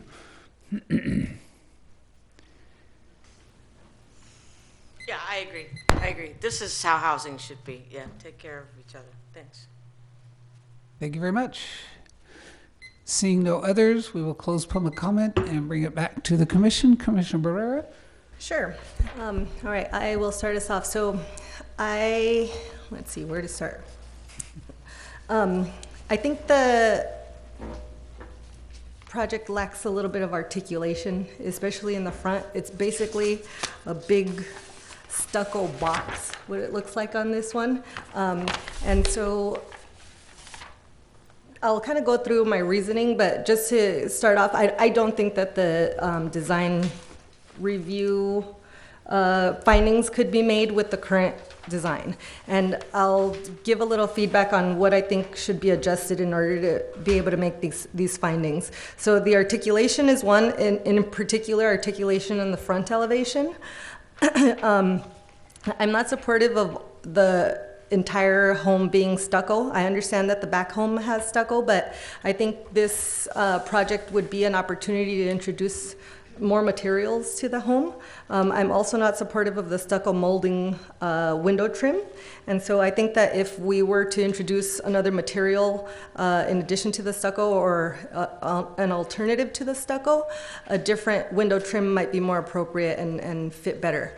I think that the project could use more decorative or higher quality porch elements than the kind of simplistic rectangular posts that you have here on the porch now.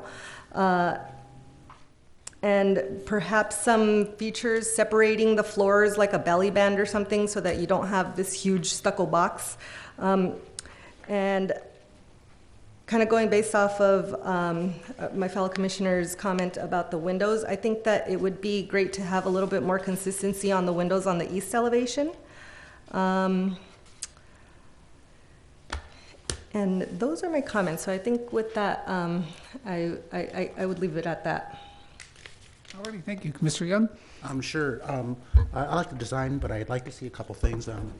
The stucco is cool, but if you're going to match it up, try to match up the two buildings, the old one and the new one, so maybe paint the first one and come back and save enough paint and paint the one in the back so they kind of tie together. I'd like to see a band down along the base of that building so you actually see a baseline, and if it's what you do is you can make, if you choose wood or you choose some material, that you can create a band line and not have it just this grid. Same thing for maybe the corners. I think the corners could have, maybe coins or something really kind of neat to just kind of really doesn't just come to a flat edge, but actually give a little bit of strength to it. I know that now that I know that the roof is existing, I suppose you're redoing the gutters all the way around it, something that's ornamental to the structure or the styling of Emeryville. It'd be really kind of pretty to carry that. I do agree with Commissioner Barre's thought on a larger balcony on the front. I mean, it could be quite handsome to kind of carry it a little further on either side of where you show it. I mean, just to kind of show some hierarchy and it's kind of develop a base a little bit more.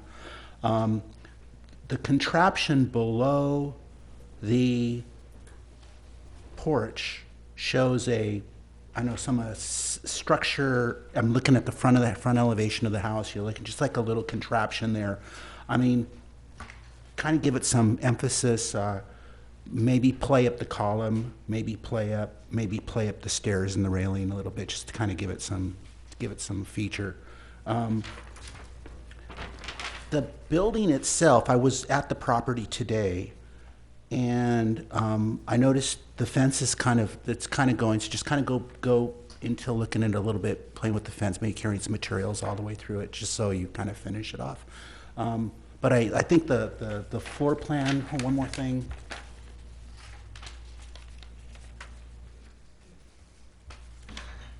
May we go to the floor plan, please? On the first floor where you are going to propose the kitchen. Oh yeah, that's right.